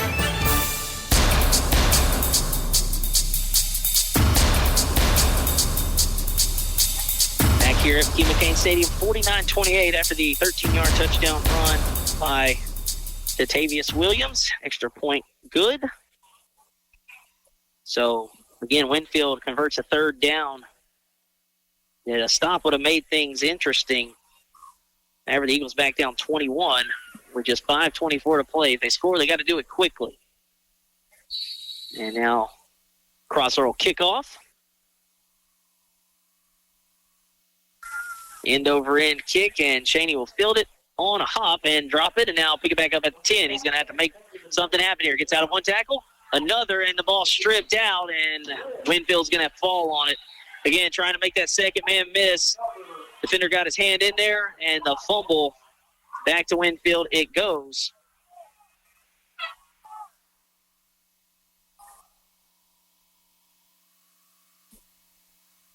So with 5:16 to play, Winnfield will get it. First and goal, I believe, from the 5.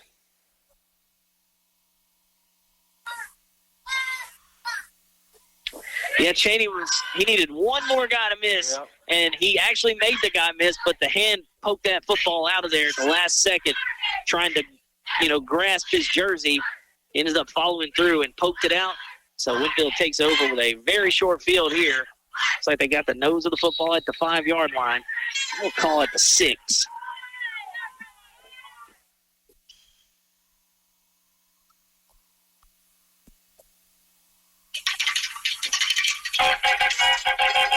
Now, looks like we've got a couple of reserves in there. That's Colby Prey. He is the backup quarterback. He'll hand this one off up the middle, inside the 5, and down to the 1.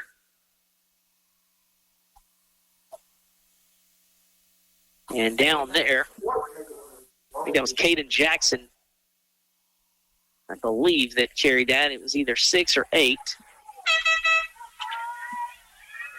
Again, it's Colby Prey, who has gotten a couple of touches on offense in like the wingback receiver formation. He is their backup quarterback. And unfortunate part about that is coach has got to run all the way to the sideline and get the play. Yeah. So it's going to be Leo Bryan in there to his left. They'll go to Bryan. He is absolutely depleted for a loss of 2, which I think that was Breeze. Man, you can hear that from up here. That was a shot. And that's a loss of about 3. So ball's at the 4. Yeah, he got back there in a hurry. Yeah, he did. 4:13 and counting here. Definitely nobody blocked him. No, there was somebody missed an assignment there. And if you're Bryant, you're wondering, man, which lineman did I make mad? Because now I'm talking, that was a turnstile back there. Priest came back and just lit into him. 3rd and goal from the 4. And we'll have some pre-snap movement, so that'll back up the Tigers 5 yards. Again, we talked about the Tigers out of District 3 2A.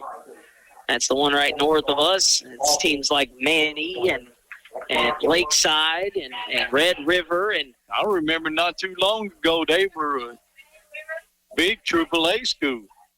Yep, they again, Mansfield in there, and that is where Rosepine will travel to next. And, Coach, I came through there on my way back from Omaha this year.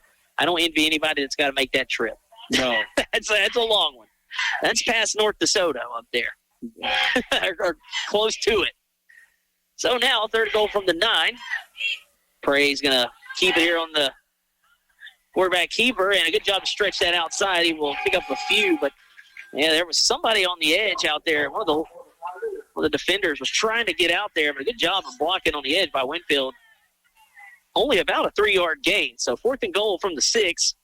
Coach, I saw the kicker run out. He was looking to go get 3 more here. They won't let him kick it. They're just going to go. 3:09 to play in the ball game.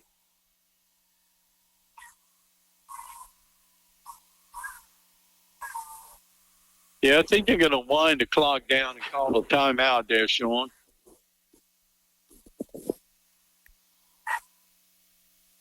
And then they might bring the kicker out. And you are correct. Timeout on the field. We will take it with them. 2:46 to play.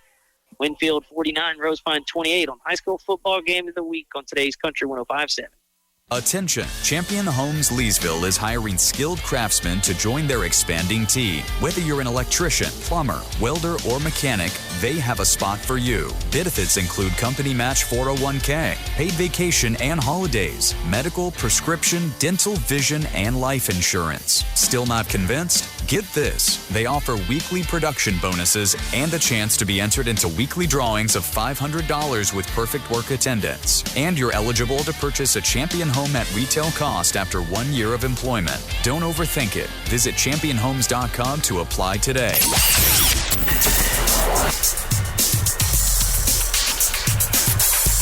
Back here at McKee-McCain Stadium, an update from Seattle in the ALDS. The Mariners trailing 2-1 in the 7th. They get the tying single. Coach Tarek Skubal for the Tigers, their reigning Cy Young winner and probably back-to-back Cy Young winner, 13 strikeouts. But he is pulled, and the Mariners tied it too. So some pretty good baseball going on in this second round. And they got the big kicker out there, Sean. All right, so we said it. They were going to try it after the timeout. And, again, Crossler made his extra point. He'll line this one up. He's about 7 yards away from the holder. Yeah, he's going to get a good running start. And it is a low line drive, no good. It had the leg, but I think he missed it to the left. Yeah. So no good. Eagles hold Winnfield off the board.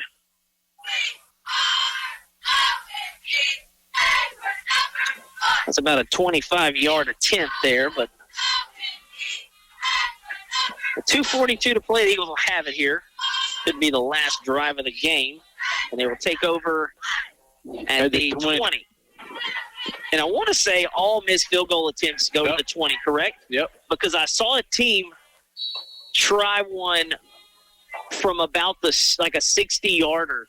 And because they missed, the ball went to the 20. They didn't get it at the 50 or wherever they held. That was like another game in another state, but that was the rule. And that's a heads-up kind of high IQ play. Going to the air is Slade Gardner. He takes a hit. That one a little underthrown and intercepted by St. Cyr. I think the hit caused the errant throw. It was a little bit underthrown. St. Cyr on the return. He's into Rosepine territory, and he's going to just spin around out of bounds. Yeah, Slade had some pressure bearing down on him there, and he just had to get rid of that one, and it fluttered on him a little bit and intercepted by St. Cyr. Because Norris had a step. It just, I think the pressure affected the throw there. So one play and a turnover. And you do hate that for Slade because he was working on a pretty good stat line there. He was. So the pressure aids the interception.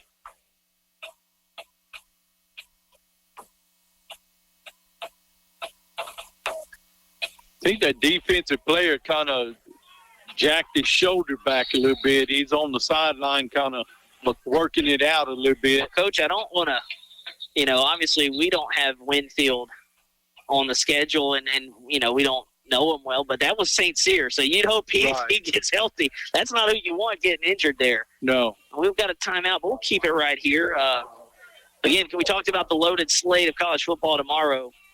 It's Texas, Oklahoma. It's just as good of a slate as a couple of weeks ago, if not better, because like you said, the variety of games, the Red River rivalry is going to be fun. After John what Florida did last week against Texas, that's the one that I've got my eye on. Texas A&M needs to be kind of worried a little bit. And I think I think there's a couple of offensive linemen out for Florida, which could be the issue, because if you've seen A&M play defensively, they're as good as anybody in the country since week one. They gave up a lot of points. They haven't really played their best game yet, is what's scary. But the last 2 weeks, I said it on the show Tuesday night, they've held opponents to 1 for 23 on third down, Auburn and Mississippi State. That's a pretty good clip there. Yeah. But, Florida's going to go there after a win that I called a couple of weeks ago against Texas. That was a couple of weeks in the making there as well, pre-snap motion. But, the Red River rivalry, and look, I think Oregon, we're going to find out how good Indiana is when they go to Autzen Stadium. I think Oregon's very good. Dan Lanning, what he's done there, just kind of like Oregon's been good. They've been good for years, but they've always been that Pac-12 east side to side in the way play. It's seen with physicality, they get embarrassed. But he has come from the Alabama mold, and he built from the inside. And when they started recruiting offensive linemen, they won the Pac-12 every year. Right. And would get there into the final. And now they moved to the Big Ten where they're just going to fit in. and he's got them rolling. We're going to find out how good Indiana is tomorrow, I believe. So a 5-yard penalty moves it up, and now with the football into Eagle territory there, that's Kenneth Richard. We saw him recover a kick earlier. He gets it up deep into Eagle territory inside the 20 to the 19. Yeah, there's, like we said, Alabama, Missouri is going to be a lot of fun. There's a random game here, though. Ole Miss has Washington State at home. That's the most random, like, non-conference game in the middle of October as you could have.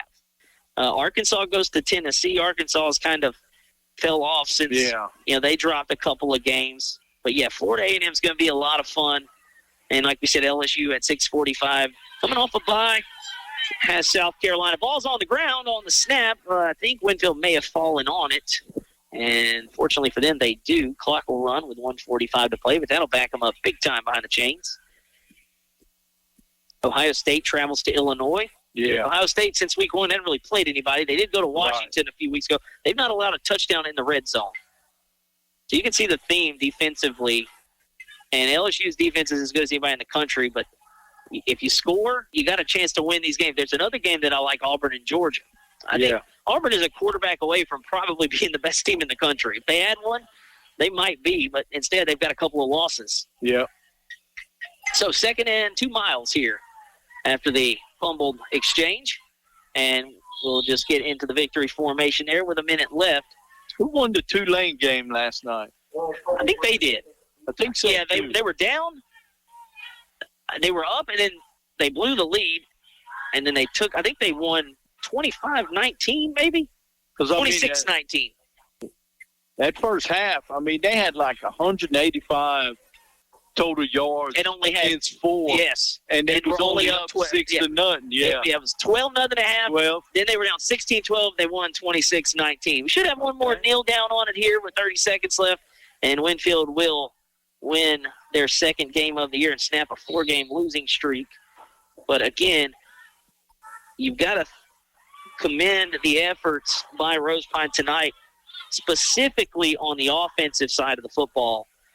Coach, as the final seconds. And with all the injuries. Yeah, and that's another. We talked about that. When I was making my charts pregame, I had to erase about 7 or 8 names that I normally pencil in for subs and starters. Right. And to put up the same amount of points through 5 games you put up in 1 game, I think that's a lot to look forward to. Now, you got one more tough game. They'll travel to Mansfield next week. Look, that one's going to be tough as well because Mansfield's really good.